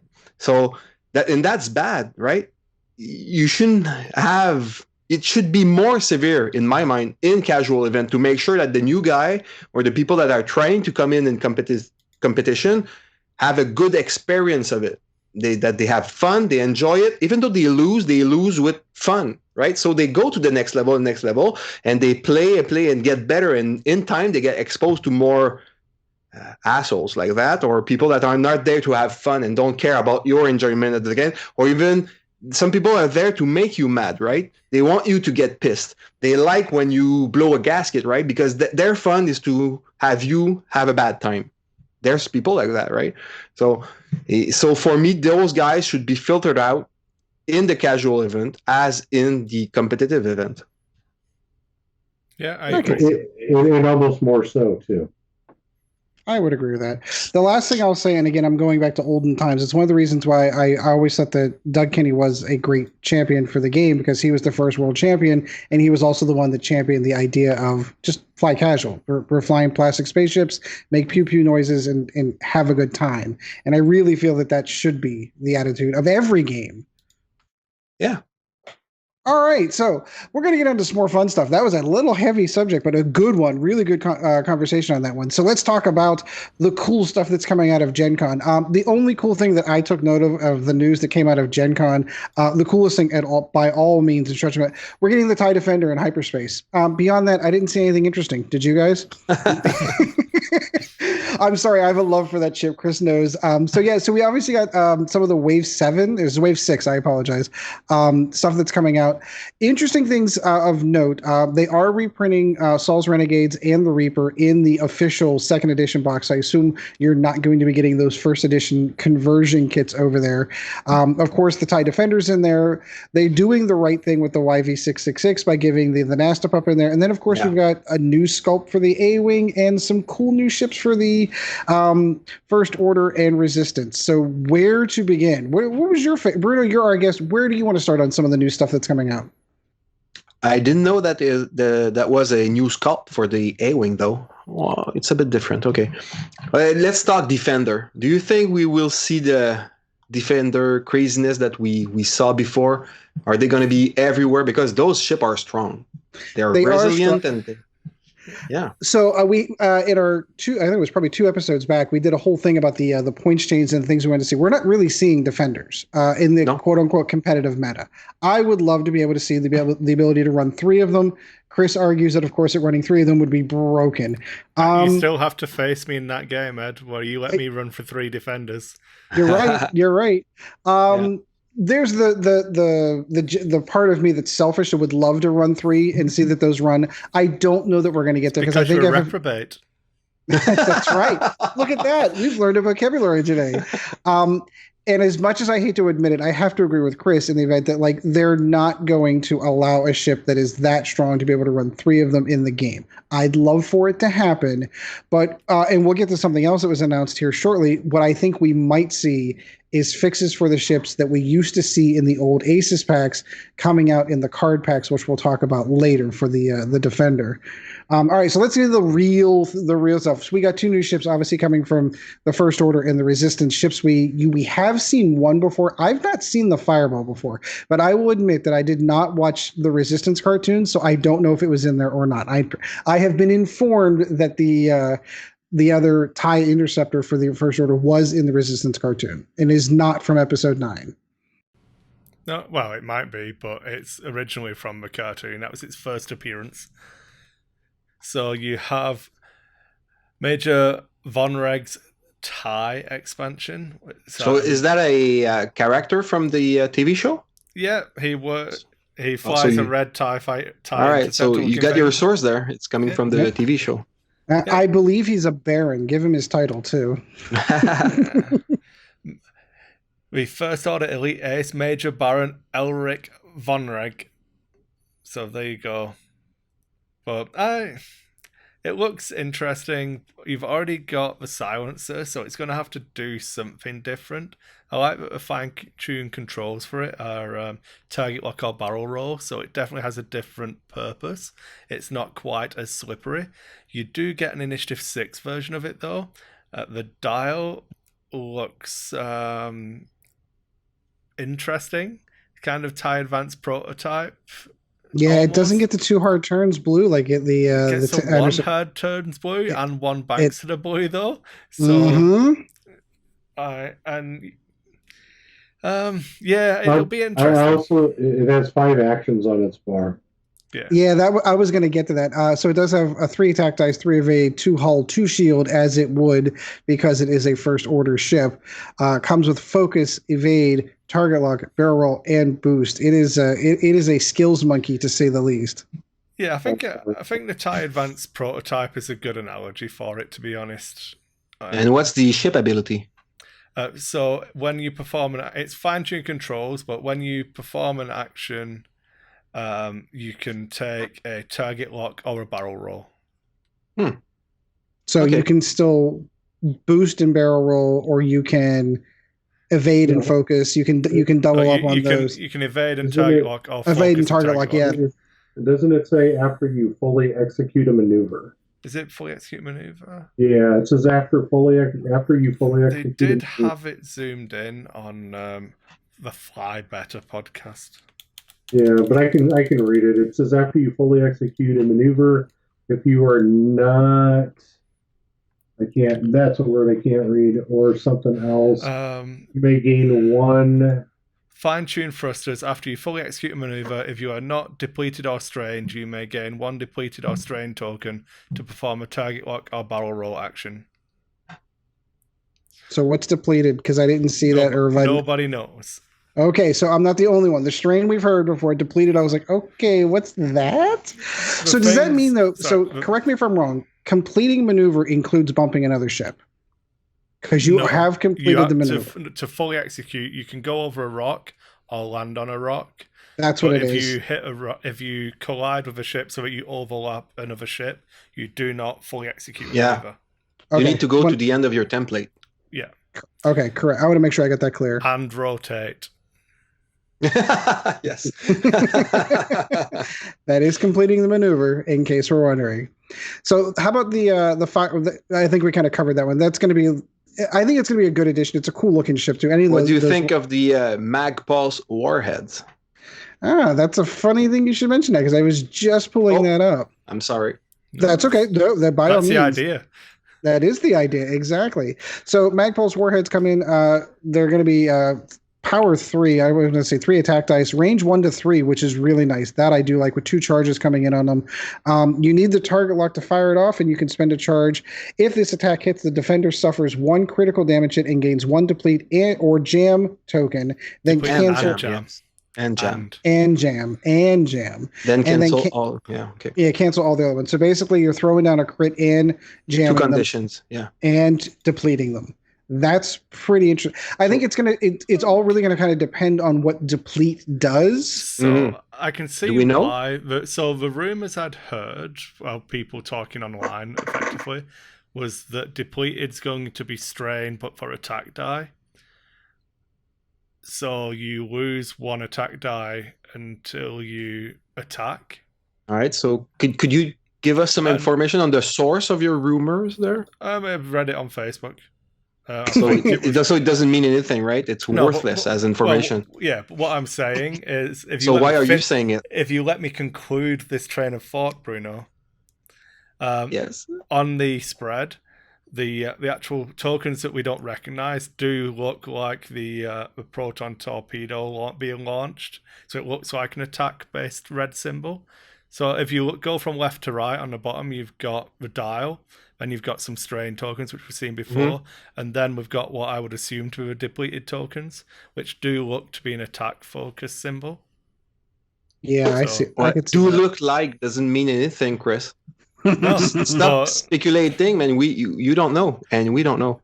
Nobody knows. Look, Bruno, I'm not going back talking about floor rules to fill this second hour. Speculation's all we have, man. Come on. Content. So, unlike everybody else, I'm willing to put myself out there and be wrong. So I give that a little bit of here, so. I give that a 60% chance that it'll be it would make sense. It would make sense. Yeah. Something that'll punish the attack. So is it good to get 2 condition and 1 crit? Well, I think it's good because if we take rumor and take it for a grain of salt, that's what it does. Not only are you dropping the attack die by 1, but then the jam token is going to pull off a green token as well. I think that's fantastic. So, it's strong. 3 attack dice, which is okay, right? Yeah, I think to potentially have the same argument that the Minox have, I don't know that I would take it on a 3 attack die ship. Taking it on a 2 attack die would work. Z95s, it might see some popularity on a Z. Yeah, that's a missile, right? So TIE Advanced prototypes, Z95s, A-Wings, I can all see getting some value out of it. Because if on a 2 attack die ship, you're probably not pushing through more than 1 damage anyway. So 1 guaranteed crit and the potential for extra benefits. So that could be worth it. Kris, it says suffers 1 critical damage. So that's a shield, right? If they've got shields, it's a shield. Yeah, okay. Yeah, the only way you bypass that is suffers 1 face-up damage card. Yeah, that's suffer. Yeah. Like that's not. There's no evade dice involved in that. That's just that. Yeah, it's if it hits. So after the neutralize result step, there's the end of step 1.4. I think it is off memory. I shouldn't. That's a lore master question, Kris. Yeah, I'm better with rules than I am at spelling, Bruno. It's definitely step 0.4. The last part of it is if there are more uncancelled hits and crits than evade results, the attack hits. So the next step after that is dealing damage, where you take those uncancelled hits and then remove shields to cancel them down until you've got hull points, and then you suffer the effects of them, which is taking damage cards. That bypasses the damage step and is a replacement effect for it, and does this instead. To use X-Wing terminology. Yeah. Thank you. That's why I think it's. I'm sorry. Go ahead. Not anymore, Bruno. Really? I reneged on my oaths. They let me leave. I'm like, at some point, at any moment, the X-Wing judging Illuminati could appear behind me and like knife me in the heart, because I don't know it's the kind of group you can just leave. So I left. So we might witness you getting your throat slit. There's always that potential. Interesting. Those are some rough guys in there. All right, so let's kind of move on. So the Fireball all right, so you're gonna have to correct me, because if this was in the Resistance cartoon, I didn't see it, or is this a preview of in the episode 9? Cartoon. Oh, okay, good. Make sure we're on the same page. Yeah. I was surprised that they made. I thought it was going to be like an updated Z95 type thing. So that's what it kind of looks like in the show, but it's its own platform. So it's not pretty, yeah. None of the ships in the show. I thought it was ugly. Yeah. That's what let's change the colors. It won't be as bad, but I don't know. So for those of you that don't know what an ugly is, by the way, in Star Wars lore, every time there's all these big gigantic space battles, there's always debris left over. And you have these salvagers that go out and just literally slam pieces of other ships together and just make it work. When I saw this, I'm like, oh, it's partially an X-Wing, partially a Z-95, and the wings are kind of cocked. That's what I thought it was until he obviously explained to me that it's in the ship. What I think is interesting, you're right, it's the same size of a Z-95, but it's got 6 hull. And it's described. Does it? Well, though? Do you want to read what that ship ability does? I didn't. I can't even read it from here. So maybe you can clue me in. I'm gonna have to scroll down. Thanks, Minox. So, the ship ability is Explosion with Wings. During the setup phase, you place 1 face down damage card on your ship. Whoa. When you perform a slam action, you may expose a damage card equipped to your ship to remove the disarm token. Could you repeat that in French? No. All right, say it again then. In setup, you take a damage card and place it on the ship face down. So meaning it's already at 5 hull. Yes, so it starts at 5 hull with 1 damage card assigned to it. When you perform the slam action, you can expose, so you can choose to flip over the hit into the critical hit to remove the disarm token from doing the slam. Ooh. Risky. Yeah. That is risky. So you're right. So does it really start at 6? Genuinely, it starts at 5, potentially 4. Yes. Oh, you could choose to never activate that ability. This is true. You've got You're agency. you're still a 5-hull ship, though. Yeah. Yeah. So interesting ability, but I think it's a waste. I think it's exploring design space, isn't it? Yeah, maybe it's cheap, huh? Yeah. Resistance. Yeah, you're right, Bruno. If it's cheap enough, it'll be worthwhile. Again, we spoke about this when we did our points prediction show, but you kind of have to look at what else is in the faction. So this ship has to be cheaper than an RZ2 A-Wing, because those things are fucking ungodly for how good they are for their points. Yes. So this thing's got to be like... I would have to have this 5 points cheaper than an A-Wing at the same initiative for me to take this over an A-Wing. But it has a good dial. Really good dial. Does it have A-Wing good dial? I don't know. No. I don't care about A-Wings. So. But it has all of the ones, all of the twos. All of the twos. Wow. That's good. It does have all the 3s, but the herds are red. That was, but it also has Talon rolls in there as well. Yeah, that's a ship that wants to fight at close quarters. Yeah, I mean, I think it will be good, but it's starving for actions, though. Yeah, to slot it into a resistance squad, you're having to completely change how that squad works, because currently A-Wings dominate resistance because they're so cost effective. So, I don't know. I think it'll be fun. I will definitely buy one, because I want to slam around, because it's got a hard 1. So I want to do a hard 1 and then slam into a hard 1. So you can't do it twice, though, unless you have damage on. Well, again, you don't have to. Yeah, so I've got to take So the second time you do it, you will get your disarm token unless you have a damage that will flip on. Yeah, I think so. So you can kill yourself. So you put it could be a damage switch card. on that and you slam around until you die. It could be a card that you flip the card. So if it's a direct hit, for example, direct hit is now you suffer an extra damage and then flip it back over. Oh, so you can flip your direct hit over and over again if you want. Just keep doing it. Dead man switch, baby.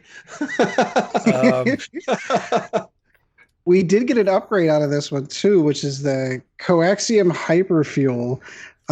Requires the slam action, requires the slam, or does it give the slam action? It's a requirement. That's the requirement bar. Yeah, correct. You can perform the slam even when you're stressed. If you do, you suffer 1 critical damage unless you expose one of your damage cards. Hey. Yeah. So it's the same thing, like the right? one that came base on the ship? Yeah. After you partially execute a maneuver, you may expose one of your damage cards. To perform a slam action. Yeah, so you can bump. When you bump, you can slam. Yeah. But you damage yourself all around, right? Every time you move, you damage yourself. Yeah. Deadman switch. Could be interesting. I stay away from every ability or upgrades that gives you damage. I hate that, and this ship I won't buy. Because I don't know. I don't like to damage my own ship. That's my personal thing. You can choose to not. It's fine. What's the point of taking him if you don't do it, right? Because it might be cheap enough. You can have your Z95 upgraded ship there to slam around, and what's the point? Slamming around with a Z95, right? How many attack dice on that? 2. Yeah. If it was a 3 attack die ship, I would be all over it. So you keep that ship for the end to fly away when you are ahead in points and you want just to flee. Use that ship to slam around the board so they never can catch up with you. That's it. No, I'm saying I'm just No. What initiative's BB-8 in the resistance? It's initiative 1 or 2. I'm gonna have to check because I think that third card might be BB-8. We don't know. Maybe it costs 25 it's points. initiative 3. No, it's not going to be BB-8 then. Would you see a swarm of that? I think they're all unique. What? Oh no, they're not. The initiative 2 one's generic. Correct. Yeah. So you could have 8 of those. That would be fun. Slamming around and taking damage without your opponent firing at them. Wow. I'm not going to let you beat me. I'll beat me. Okay, so they're going to re-release Saw's Renegades, same ship, same paint upgrades, except it's in the 2nd edition box. I'm actually kind of surprised that they did both of these. This and the you can't get them in the 1st edition packaging. None of the stores have them, so they needed to. Oh, so it's just kind of a reorder and they just redress the box. Yeah. Okay. Nothing new that came out of this. The same stuff that came in the original is still in here. I didn't see anything new that came out of this. Go ahead. The Z95 in the Houndstooth expansion. Okay, I was getting to that. So you can take Bosk as a pilot in a Z95. Nice. Okay, but the question becomes, is this a new sculpt? Because it looks like it might be of the YV666. And if so, can you dock the Nashtapup underneath? Do you remember the guys that you say you can? And I watched as much of the in-flight report as I could, and they said it's a new paint job. It didn't say a new sculpt. It said it was a new sculpt for the A-Wing and a new sculpt for the Interceptor, I think. Really? For the TIE Interceptor? I think he said it was a new sculpt for the Interceptor. Maybe I'm wrong. Oh, I've got like 10 of those. Now I've got to go buy more. But what do you think of the paint job? It's really, really nice. Yeah, it's much better than the original. Yeah. I'm probably going to sell my old one and get a new one because I want the Z as well. Well, because what's going to end up, you had all those guys that painted the National Pups, though. You remember that? Like, they went and got the Rebel ones, and then they painted this one up to look like it. And now, I mean, it's good. I mean, it's a great. They're doing a fantastic job on their paint anyway. So I'm excited. We did. I'm sorry. Go ahead. I'm glad you brought that up because I think it's a nice segue. Because if you click on Hot Shots and Aces Reinforcement Pack, I believe you get the cardboard for Bosk in a Z95. Oh, really? Well, we haven't gotten to that. You're jumping ahead. No, I'm transitioning seamlessly. You don't talk about the Interceptor then? Yeah, I was just going to say. So people can take Sutney FL in hyperspace like we can now. Are we done? Yeah. Okay, so as much as I love the fact that the TIE Defender, I was actually really surprised that it wasn't the bomber because they brought the bomber into hyperspace. So I genuinely thought if they were going to do, like, I honestly thought that this would have been the bomber and not the TIE Defender. I'm fine that it is the TIE Defender because I love the Defender, but that's a little surprising. Yeah. I don't know. And then we talked about the A-Wing. A-Wings are cool. It's a cool new sculpt. I like it. I'm going to have to buy one because it's a great job. The end. Okay. Aces in the hole. So we heard rumors about this probably about, 3 or 4 months ago. We started hearing about these potential for these card packs. Alex confirmed it at, I want to say, Adepticon. Yeah. So now we get an idea of what they are. So the first three that we're looking at are going to be Never Tell Me the Odds, Fully Loaded, and Hotshot Aces. So real quick, we'll go over the first two. I love the obstacle pack. I know I jokingly said it in our little chat window, like I want to talk about this one, but I really do want to talk about this one because not only does it allow for those first edition, and it even said it in the article, like some of the first edition obstacles that you, if you're a new player, you don't have access to are going to be in there, but there are also mission cards in there. So for those of us that do play sometimes just for fun and not necessarily tournament play, there are going to be missions built around those. And some of those involve these specific obstacles that are being put in. Like there's an asteroid field one. Did you see that? Yeah. We had talked about what asteroids would look like moving around the board. They have a mission that kind of go in there. So it makes me wonder if this is like a test bed. Like, hey, play this out and see what it's like. Because I don't know if anyone remembers from first edition, every first edition box that came with a mission unique to that box, nobody ever played those. Wrong, I did. Oh, Yeah, okay. I think I played the ones that came out of the starter set. Canada and that was too wholesome. Oh, maybe that's what it is. Maybe that's what it is. So it contains 9 asteroids, 3 debris fields, 3 gas clouds, 1 loose cargo, 1 spare parts, a rigged cargo, and a spare parts canister upgrade card, 6 environmental cards. So it's an asteroid shower, a close on 36 deposits. So if you've read the new Thrawn book, you'll know what that is. A comet tail, a ion cloud, a Minoc infestation, not a fly better infestation, but a Minoc one, and a recent wreckage. All right, what's what in there? What do I need? So you don't need any of it. That's the joy of this pack. If you don't give a shit about playing games to have fun, you don't have to buy it. Because you'll have all of your asteroids and debris and gas clouds from... So the new stuff is scenario related. That's what it says, and as far as we know, there are no plans to change how competitive X-Wing is played to include any of that, so...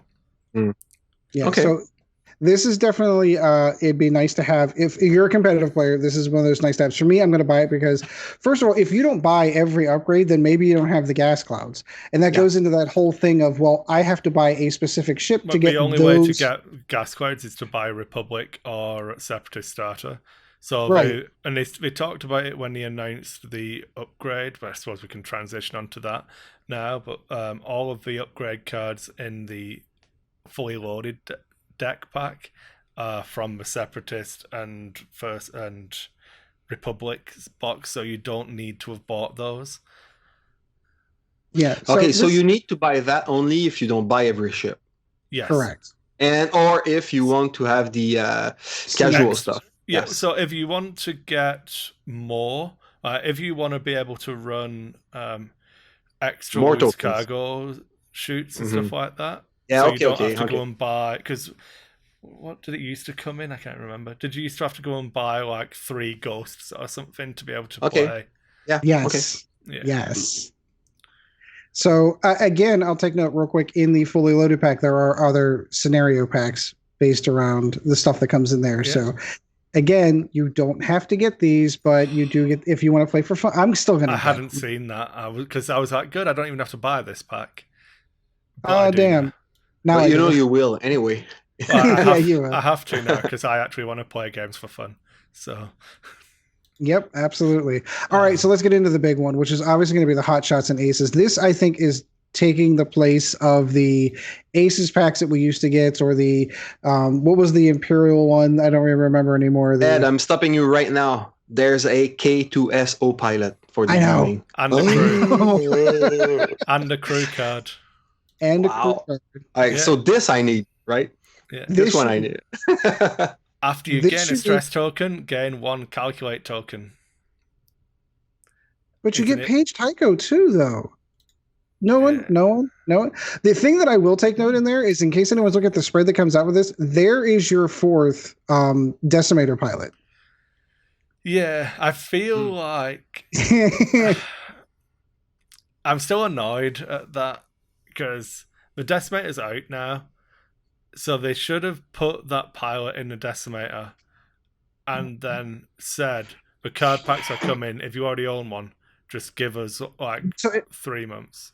It makes me wonder if the reason why they did that was because when they first originally announced the kits that allowed you to catch up for second edition, that when they announced those are the pilots that went into those. So they didn't want someone to have to go through and, now we're going to put this new pilot in here. So now you have to go buy a new decimator.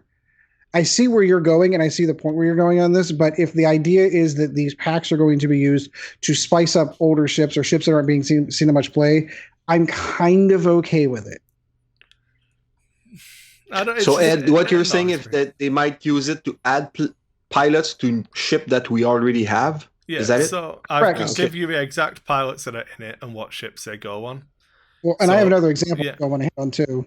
So there's an extra B-Wing pilot for Rebels. There's K-Truso in the U-Wing, Leia in the YT-1300, and Agent Callus or Alexander Callus in the VCX-100. You're also missing the S-foils on the B-Wing. Which one? Wow. S-foils on the B-Wing. If you look at the... Okay. Oh, that's why they put the wings on the B-Wings. Okay. I remember when they were announcing second edition coming out, and they were talking about the fun that they were having with some of the subtitles. You'd have for example, you have Paige Tycho, her subtitles Hero. What that opened the door for, and no one really talked about at the time, is you could re-release the same pilot with a different subtitle and give it a different ability. So, for example, if Kylo Ren isn't doing very well, they can release another Kylo Ren, give him a different subtitle with a different ability. So they can continue to spice up existing pilots. Oh, that's good. I don't know about that because I'm pretty sure they spoke about not wanting to run into the Initiative 5 Pilot Skill 8 and Pilot Skill 9 Poe Dameron. You wouldn't have to change the pilot skill though. You could keep the same pilot skill. You could keep the same. It's just changing the subtitle. Right. Okay. So you keep the stats the same, give them a different ability and stuff. Exactly. Yeah. That's change what the point cost. Yeah. Exactly. Yeah. I get you. So the only thing I think, if you could have a complaint about it, is the fact that I only play Resistance and I'm only getting 2 ships out of this. And I have to buy all the cardboard for all these other ships. Right, exactly. It's $20. And not only are you getting the cards, and these are from the original 5 factions, so very few people will only fly. You buy it with your friend that only plays this other faction. Who cares, right? That's a non-issue. Split the cost and break the ones up that you don't want. Yeah. Sell it, whatever. Yes, piece them out if you're not going to use everything. I completely agree with that. So let's go through. We've got, just for random funness, so we're going to have Fifth Brother in the TIE Advanced V1. Mm-hmm. Some guy called Vagabond in a TIE Striker. Kris, on which article are you right now? So if you go to the announcement article right at the top, it's got links to the 3 actual product information pages. So if you click on the Hot Shots and Aces product information, you get the full breakdown of the contents. Yes, sorry. Okay. It's okay, I'm comprehensive. So you're in the Hot Shot right now? Yeah, Hot Shots and Aces reinforcement pack. All right. Okay. I'm up to speed now. I'm with you. Oh, we get another Jumpmaster 5000. That's definitely going to make me still not fly it. You do get your Bossk of the Z95, by the way. You did mention that before. I've heard a rumor that there's a new title coming for the Jumpmaster 5000. Have you heard that? I've not heard it, Bruno. Never mind. I've not heard that either. No, but you do... Your Moldy Crow's in there. For those of you guys who are complaining, the only place to get the Moldy Crow title, that's where you're going to get it, is out of this pack. And then there's 2 RZ2 A-Wings for Resistance. ZZ Tlo and Ronif Blaro. So interesting the ships that they chose, too. I think there's 7 pilots for the A-Wing already. Right, so they're just adding more to it. 1, 2, 3, come on, you're missing 6. the best one. 6. You're missing the best pilot of the whole pack. Captain Phasma. I thought you were gonna say Sunny Bounder. No, I'm going with Captain Phasma, the most utilized, coolest character ever. I have no idea what she's doing. What's her abilities? Thai SF, I've not. So she gives out stress as a crew card. So hopefully it's something tied into handing out stress, because I don't like. That would be cool. I would like my opponent to not have fun, and that's a good way of doing that. Yeah, but you know what? For $20, you get a lot of cardboard. Yeah. It's there's a lot of cards. There's a lot of stuff. There's new upgrades that I don't. Obviously, Snapshot we've seen, but it's still new. Precognitive reflexes. Foresight, are they both new? I don't. Off the top of my head, I don't know what they do. So either I'm bad at doing podcasting about X-Wing now, or they're new. I'm going to pull out the old app and see if they are new. That they don't sound familiar. I will give you that. You get passive sensors and auto blasters in there, and plasma torps, so a good source of getting them if you don't want to buy the new ships. Magpults are in there. 000 K2 So and Maul crew. BT1 is in there as well. Coaxium fuel, Moldy Crow. So I'm going and you do get 2 lots of stabilized. There's the new pilot there for the RZ2A wing, ZZ Clos. Yeah. You know ZZ? You know what that is in French? That's a dick. A ZZ is a dick. That's awesome. Throw this into Google Translate. Yeah, it's slang. It's slang. It's like saying it's a child word to say penis. Oh, gotcha. So, Kris, I'm going to confirm real quick for what you'd said. Foresight and precognitive reflexes are not listed on the current list of force powers. So those must be new. There we go. I'm only terrible at X-Wing, but I'm still good at podcasting about it. All right. And then we can have enough people bitching about 000 and Maul. Here's how you get them. I'm Moldy Crow. And Moldy Crow. Yeah, I mentioned that before, but yeah, that's how you get them. Yeah. All right, so that's the cool stuff that we saw come out of there. So that's the end of the X-Wing stuff. I do want to lament, or maybe not lament, I just want to gush a little about another game that FFG happens to run, which is Armada, where we saw 2 more additional ships that the whole Star Wars fandom is kind of up in arms over, and that is going to be the 2 ships that were released or shown for Armada. So you have the Starhawk. Yes? I'm sorry. I have no interest whatsoever in Armada, so I'm going to go to the toilet while you talk about that. You do that. Absolutely. Sorry about that. I'm not editing it out, so it's fine. You go right ahead. So obviously we've got the he threw me off there for a second. So you have the Nadri Starhawk. Now I know Kris and I have talked about this before. There's a specific one that is in the Aftermath books, which Leia is. I think it's her. Spoil it? Are we going to spoil what happens in the Aftermath books? No, I'm not going to spoil what's going to happen in the Aftermath books. I don't want to spoil that. It's in the picture. Look, it's in the picture. I know. Real quick. When was Aftermath released? So Disney took the 2 license years ago. Yeah. I think if you spoil it, it's not going to be a spoiler for those who wanted to read it have already read it. This ship is the reason why Rey flies through the crashed Super Star Destroyer on Jakku. Yep.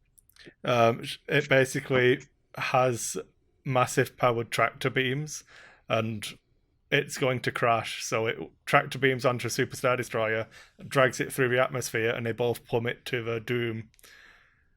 So. Well, that was kind of the whole design of the ship, though. It was like a ram. Like, it was sort of like we saw those hammerheads in the hammerhead corvettes in Rogue One. Thank you. Like, the whole ship is designed to just ram into things. I don't know. It looks like that front port is actually where the aircraft would come out. So I don't know that you want to ram that into things and shut down your hangar, especially when you've got pilots with limited oxygen. Yeah, and the engines are on the bottom. I think. Looks like it has a couple engines there too. Yeah. So point being, there are folks that are saying, "Oh, is this ship going to be in Episode 9?" Well, it's already canon, and it's already been in a book that was released in canon. I mean, it could be, but it doesn't have to be. Yeah. If it's the same, but if it's the same one that was in Aftermath, it hit the dirt. It's not. Oh, but it's a class of ship. There can be more than one. Correct. You're right. Correct. The other one is the one that everyone's kind of like, well, what the heck is this? Because nobody had seen, or at least, all right. So Kris did point out that it is somewhere else, but it's the Onagar, or it's how would you pronounce it? That sounds good. Onagar. Yeah. Onagar. Thank you. That's right. The Onagar class Star Destroyer. The point of note on this one is and again, if you're not into Armada, you're not going to get this, but the firing arc in this thing is really bizarre because it's basically just got like one big gun in the front, and that's all it does. But we've not seen this before. It does have arcs all around like a normal ship, because if you remember, the Armada ships don't have shaded arcs. That's so correct. It's got the 4 normal arcs, but then it's got a bullseye arc. Yes. I think that's the one that rolls that billion number of dice. Well, it gives you 7 dice, 3 of them red. Yeah. Oh, good. Yeah. I 2 would black, guess. 2 blue. Oh. My guess would be, I don't know, I've not played it or read the article, because I've not played Armada in a long time, but I guess would be, because you can fire from 2 different arcs, so if you're in the front arc and the bullseye arc, Ooh. you can fire both of those arcs at the same target. Oh, that would be brutal. Because you're firing from 2 different arcs. That would be brutal. It looks like conceptually. I think it's supposed to be brutal. It looks like conceptually the same thing as a Mauler ship in the old Starfleet battles, the Klingon Mauler. Yeah, that's a good. Did you see the Planet Killer from Battlefleet Gothic? Yeah. Correct. So we actually had to go into the archives. Kris was kind enough to dig up the Onagar class Star Destroyer in Wikipedia, and apparently it has had an appearance in current canon before, which it made a reference book called Star Wars: The Rebel Files by Daniel Wallace, and it's illustrated by Joe Connery. And that was in 2017. It wasn't named until basically FFG gave it the name, or were told the name. This is the first time the name has been assigned to that ship. It was first mentioned and pictured in the canon box set and reference book Star Wars: The Rebel Files. So that's the most we know about it. Yeah. So this is the ship beyond anything else that everyone's like, ooh, is this an episode 9? Is this a first order one? Because it's not listed as a first order. Because obviously, for those who don't know, Armada is just Rebel and Imperial. There's no other factions that I'm aware of. If they haven't expanded that, have they? And I missed that? No. Well, the thing you'd have to reference is that it's the Rebel Files. It's set in Star Wars Rebels. I just bought the book, so we'll know. So it looks like it covers stuff about like what's happening in Rebels. So you've got Hera, Syndulla, all of that kind of stuff. So it is a edge of Civil War era. Yeah, ship. So still in the era of Vader, Palpatine, that era ship. Yeah. So that's interesting because again, this is a new one for me, and I thought I knew my Star Wars pretty well. So when I saw it, I was like, "Ooh, what is this?" So what we do know is that if Disney set this up for something that's going to be in episode 9, they set it up a long time ago. I don't think either of them are episode 9 ships. I think they're just FFG being given something to play with because there's not been a release for Armada for 2 years or something stupid as a model wise. Like, I totally forgot to mention that with the first order ships. Like, so I saw somewhere on Facebook, like the new first order ship that we saw from GenCon. They're like, yeah, this is the first time we've seen a new first order ship since 2017. So I don't want to hear it. Yeah. So it might be. It's just like whenever they pulled the Gladiator class Star Destroyer out for Armada, like nobody had really seen that one before unless you played certain video games and may have seen it. But like that was always kind of part of Star Wars canon. It was around before. Yeah. And you can still get it. Yeah. It's a cool ship. Yeah. So that was super cool. So that kind of covers over. I think that covers everything. Did I miss anything that anyone else wants to cover over? I mean, obviously, if you're not, this is an X-Wing podcast. I was going mostly for the Star Wars fandom geekiness in me going, ooh, new Star Wars ships I've never seen before. Yeah. No, I think that's everything. We're going to touch on like the Marvel stuff that they announced, which was pretty big. It's more team up with Disney. That would lead me to. So I'm not going to delve too deep on it. Maybe do an in focus on it or something.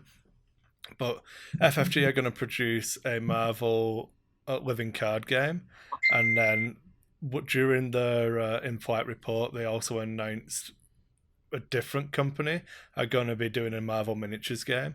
But that to me bodes well for the license and the partnership between Disney and FFG. Absolutely. Right. So for those of you who haven't been doing, if this is your first Star Wars miniatures game, there have been several. Several other companies have had the title before.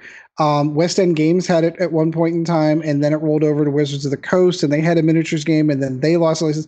Typically, Star Wars licenses do not stay with the organization they stay with for very long before it bounces. So Kris is right. So even what this relationship means for Star Wars and for X-Wing as a whole is that it's not going anywhere, because there is a new relationship being forged for the Marvel Universe, which means that Disney relationship is still pretty strong. So I definitely agree. X-Wing's going to be around for a while. Have you guys ever played the game? It's like before X-Wing, and you had to put your ship together. They were like all flats, and you had to assemble your ship. And you've played that? I still have mine. I have also. I never played it. I have because I thought it was so cool. Never found anybody to play with me.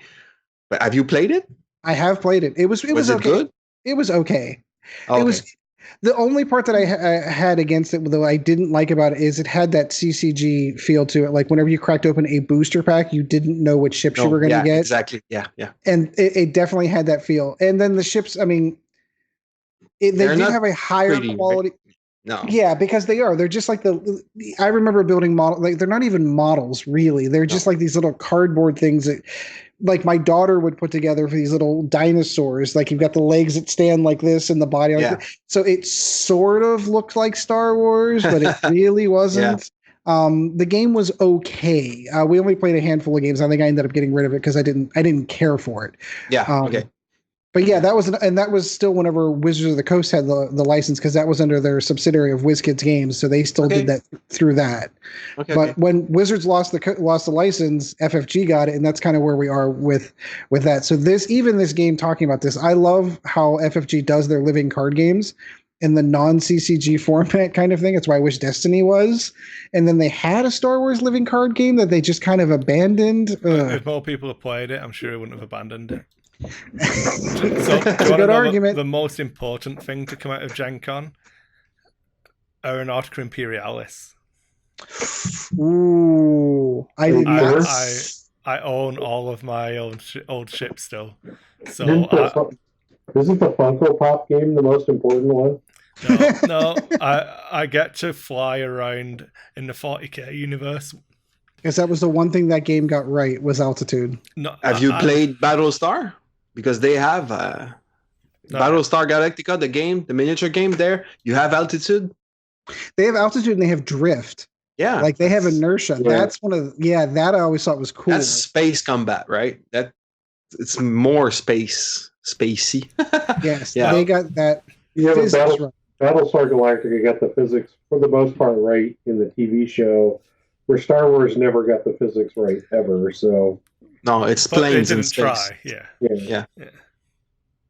Okay. I think that's everything. I don't know. Anyone else want to talk about anything? No, I think that covers it. I think it covers all of Gen Con. I don't think there's anything. Obviously, we're recording this on a Thursday, and Gen Con's just getting started officially, correct? Yeah. So there could be more stuff, but FFG's already done their panel, so I don't anticipate any more X-Wing stuff coming out. No, you won't see anything else from like that unless they have something special that they're going to do. But I would agree. My only disappointment, of course, is not being there. And this is completely aside. Free League Games is there, and Free League Games is the publisher that's doing the Alien RPG. And apparently, they're running a Gen Con only scenario there that I would love to get a hold of. Which I'm ashamed of. I have potential stuff for you, Ed. I managed to get hold of one last order of the Protoss Alien vs Predator game and stuff coming into the store. So the full line of miniatures, like all of the different types of aliens and the power lifter. So if you're looking for miniatures and want to pay Ooh. like Canadian dollars instead of actual dollars, so you get a better return. We'll have to talk about it. But I've got we will absolutely have to talk about. They did some awesome minis. Yeah, the game is gone, but I managed to get one last order in before they went away. So I'll be taking like one of everything, and then there'll be some stuff left over. So talk to me. Send me pictures whenever you're done. Because obviously we intend to play that game. We intend to stream that game once we get. We've been meaning to get around to it. We should probably get around to it. But absolutely, I was looking over the book and stuff. I just can't wait till it comes out. It's my Christmas present to myself, so I can't wait. So, all right. So I think that is going to do it. Bruno, I do want to thank you for joining the show. It was awesome having you on, man. Well, you know why I'm here, right? I did not. I thought you just wanted to hang out with some cool guys. No, the best Canadian podcast. Yes. That's so, right. Ed, I have one Lore Master quiz question for you. Name all Canadian podcasts. Name all Canadian podcasts. So obviously we have the Millennium Condor. Ding ding. Too late. Kris? Oh. Just lack of focus, man. That's the only one. Well, you're half Canadian. Not even you're 1/3 Canadian, right? There's 3 guys of you. No, there's 4 guys of you. So we're a quarter Canadian. And I'm not even Canadian. But we're still so 1/8. We're the only one that matters. No, there's Out West. There's C2 Sky podcast, right? Yeah. The guys from Vancouver. There's you in Calgary. Yeah. There's in nearby Toronto. I don't know which city it is or suburbs or whatever. There's the Natties, Just Roll Natties. And there's in Montreal, there's me, and there's 2 in Montreal. There's Millénium Condor Baladodiffusion, which is in French, but there's also the X-Wing Lore Master Quiz, which is in English. And that's also me. Yeah. Hello. So we're doing a special Canadian Lore Master Quiz to see who is the real best #1 X-Wing podcast, Canadian X-Wing podcast. Because, you know, C2 Sky, when they first started, they decided that they were the #1 podcast in Canada without doing their homeworks and research to see if there was any other podcast in Canada. But there was. I was there. Hello. And we did a quiz. Well, no, we did an episode, and in there was like the pilot of the Lore Master Quiz. And so they went against Peter, which is now the intern judge. No, he's now the judge, Lore Master judge on probation. That's what he is now. And they won, so they have the right to call themselves the #1 podcast in Canada, and we are the other Canadian podcast. But now, with you, lack of focus, and the Natties around, we need to really know who is the best Canadian podcast, right? So we will soon record a special Canadian Lore Master Quiz to see who is the best Canadian podcast. And I'm afraid that the answer to that is the Lore Master Quiz. But we are not participating in the quiz, right? Since we are holding the quiz. Convenient. Yeah, you know what it is, right? So, Kris, you will be representing lack of focus. Correct. Because the other guys are in the US, and that doesn't count. That disqualifies us, and he's better at this than we are. And there's going to be, I think it's Mark, that's from C2 Sky, is going to be representing them, and Andrew from the Natties, and I have the Alpha Condor, which is Remy, who will be representing Millénium Condor Baladodiffusion because he is one of my French co-host, or French-Canadian co-host. So you will have a lot of competition, Kris. I hope you are ready for this. I can't wait for this one. I'm ready to take part. All right. So, Ed, have you ever listened to a Lore Master Quiz? I have. I listened to the one that Kris was specifically on, and I've been trying to catch up on some of them. Yeah. So that means no. All right. So, Sean, Sean, have you ever listened to a Lore Master Quiz? I have never listened to a podcast of any type in my life. You know what? And he's been on one for years.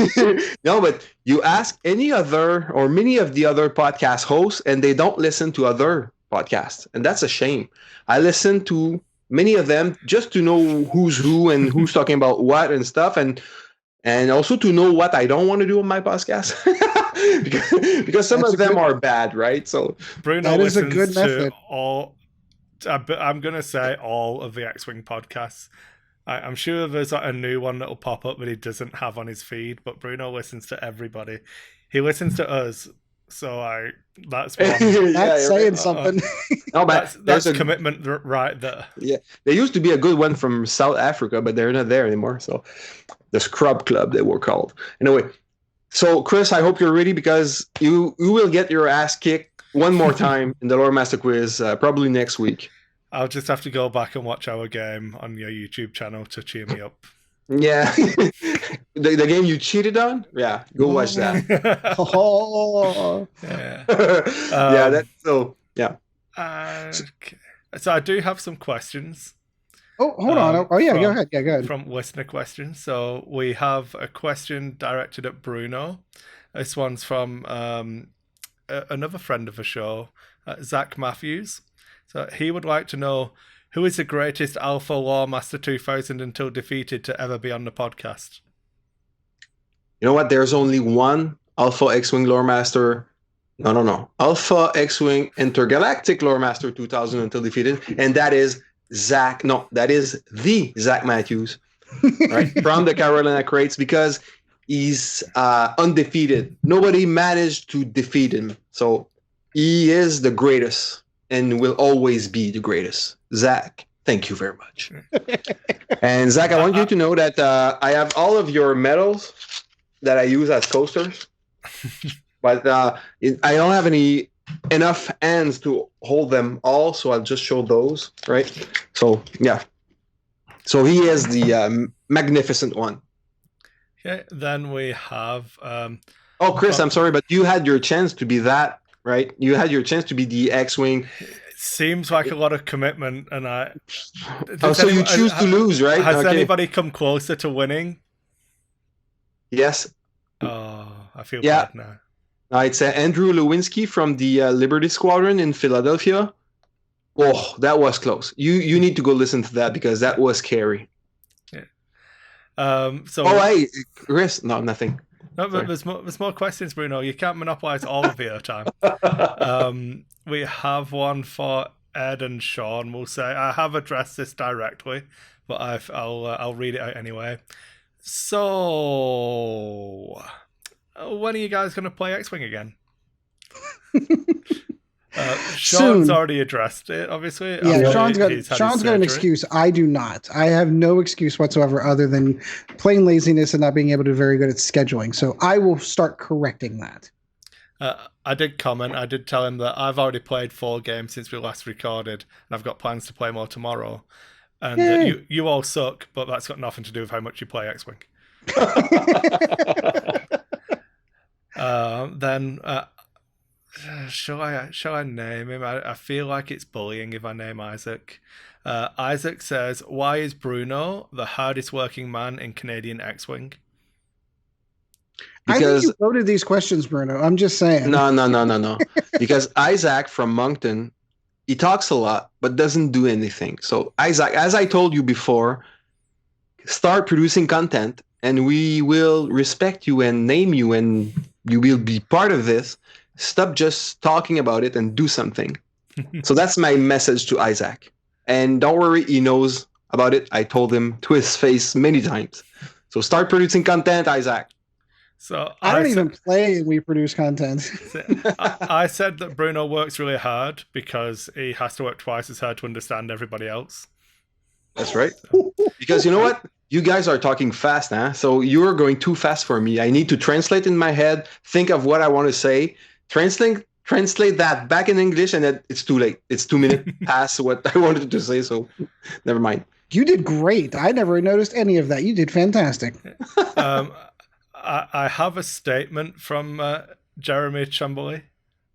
Oh, Chumby! He just said no.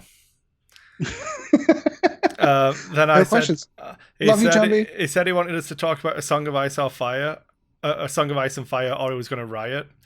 So I invited him up to hop on to talk about it. He said he was busy tonight. So I told him that I'd tell him that we spoke about it, but we just wouldn't actually. And he's not going to listen to double check anyway. So that's my contractually obliged. We spoke about A Song of Ice and Fire done. Kris? Yeah, yes. The name of the city that I live in is Chambly, right? Chambly. So Yes, Chambly. But who's that guy? Jeremy Chombalaya. Is he Canadian? No. He's from He's Texas. From Texas. That- He's on that- the that's- Carolina 512. Yeah, Okay. that's as American as you can get right there. Yeah, and I listened to that. All right, Crates. good. Yeah. Then we have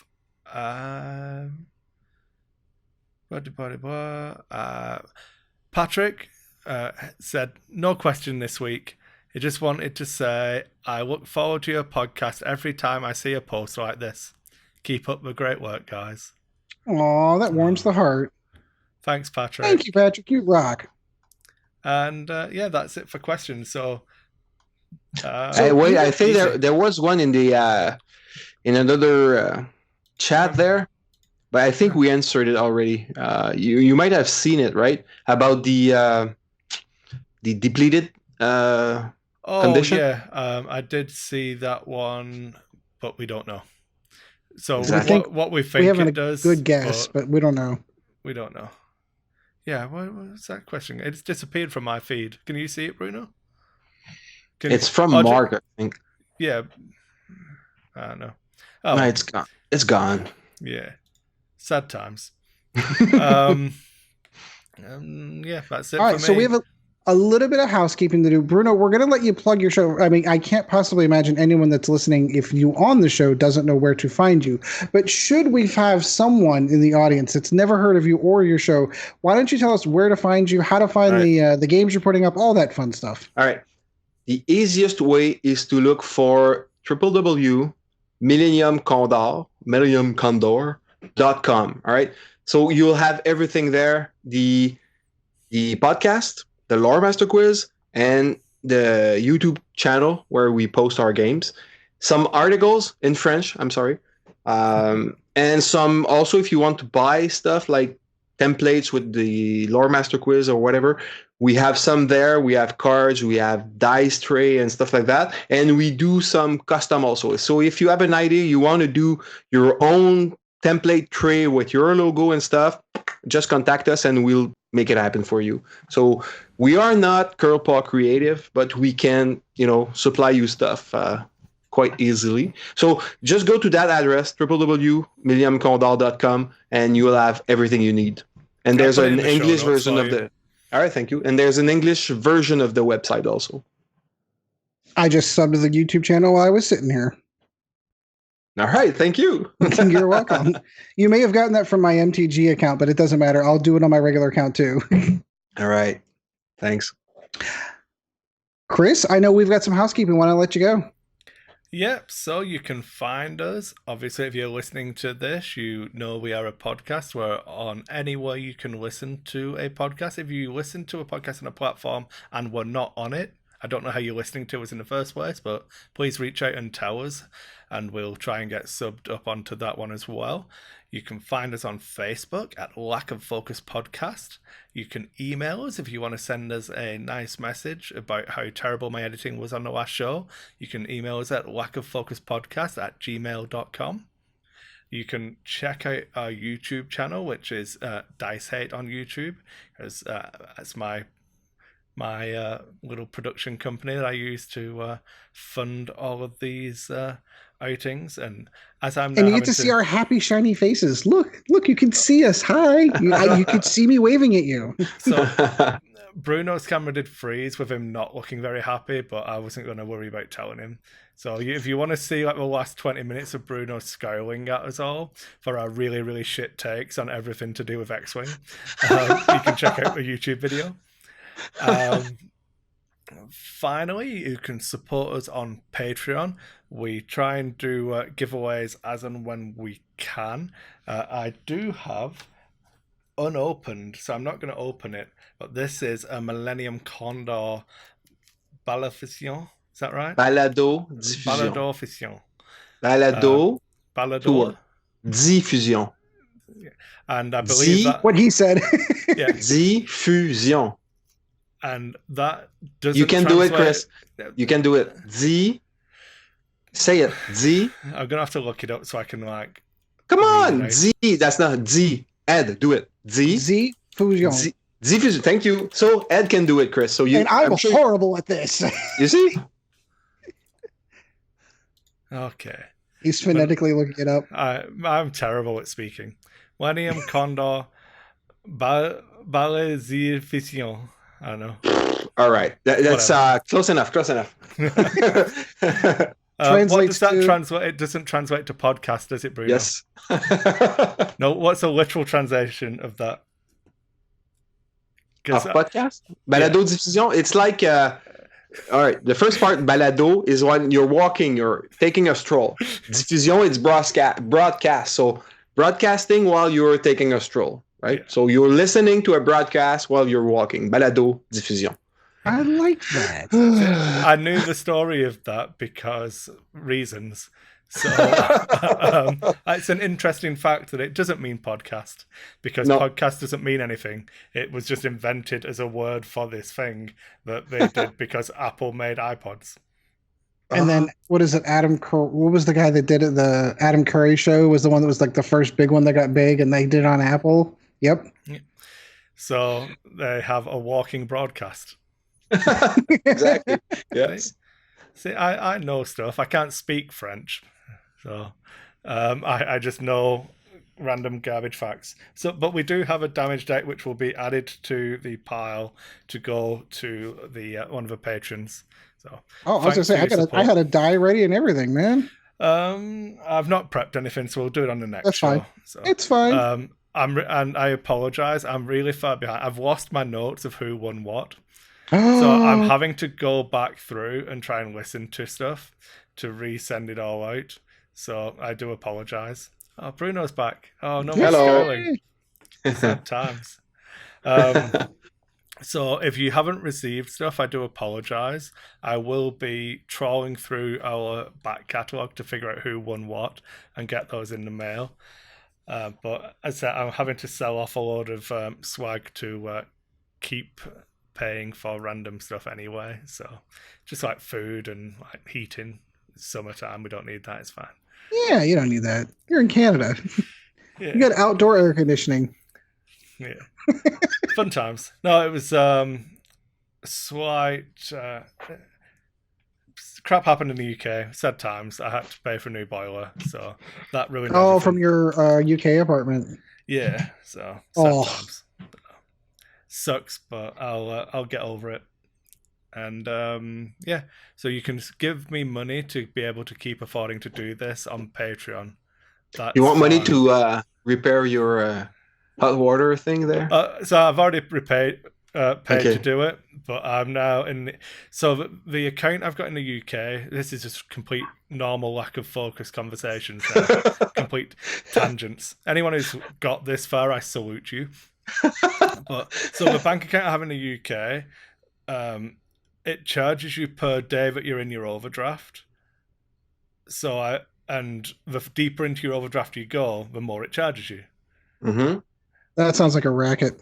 Yeah, well, it's like a VIG points, and they send Vinny to break your legs after a bit. But it's like, well, it annoys the shit out of me because I'm like, I've sent money back, but Canadian dollar is worthless against the pound at the moment because Brexit hasn't happened yet.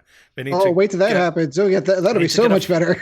Yeah, we need to get a fucking move on and crash for pound so I can pay off. Boris Johnson's going to take care of it for you, man. 100 days, no problem. He'll get the whole thing squared away. I'm excited, Ed. I'm on board with Brexit, given my current financial situation.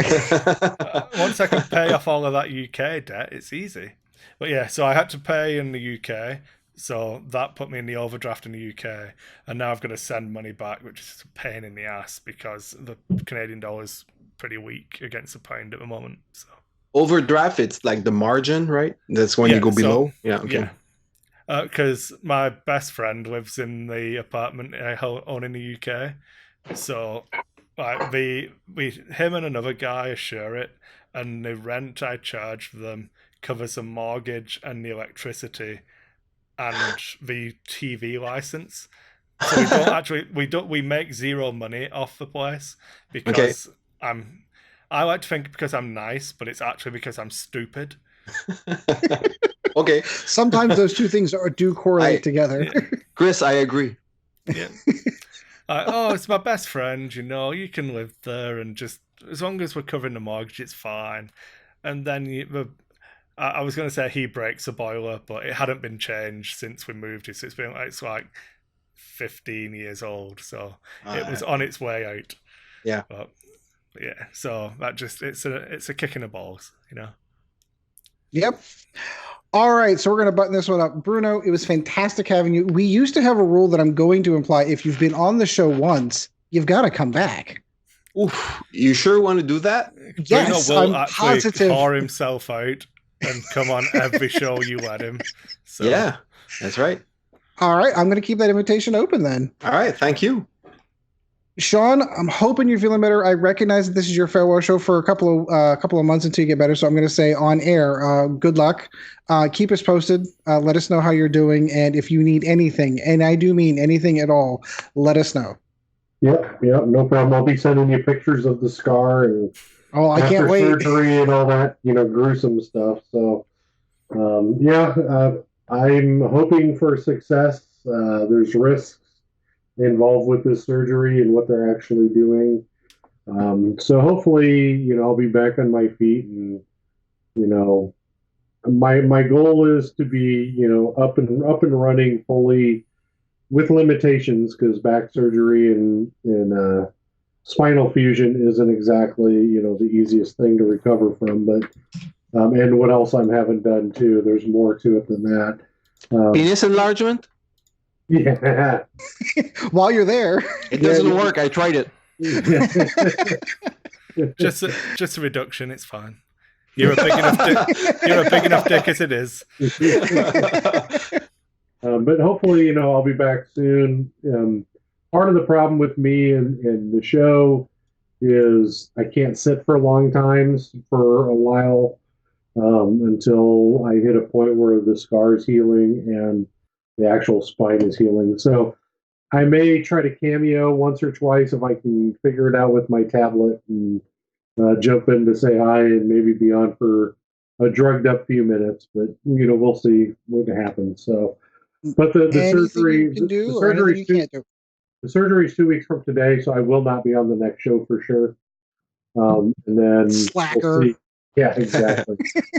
Yeah. Hey, live from the hospital, drugged up Sean. On drugs, no less. Here's you could Sean. have the nurse on. That would be fun. Ooh, there you go.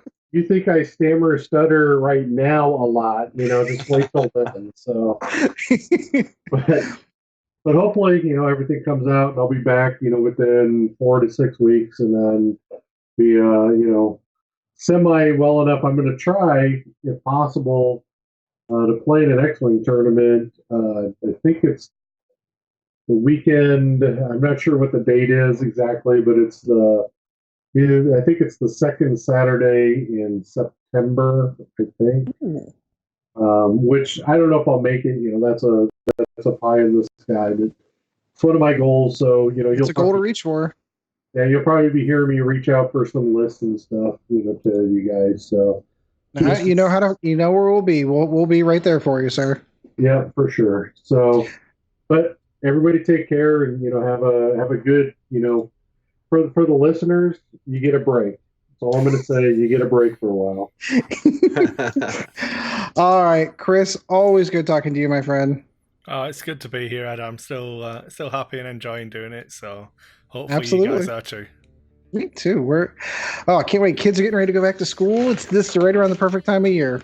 All right, guys. So thanks for tuning in. We shall catch you on the next episode. And as always, fly casual. Thank you once again for joining the Lack of Focus X-Wing podcast. Check out Dice Hate Productions for all of the latest episodes, and we'll be looking forward to seeing you again next episode.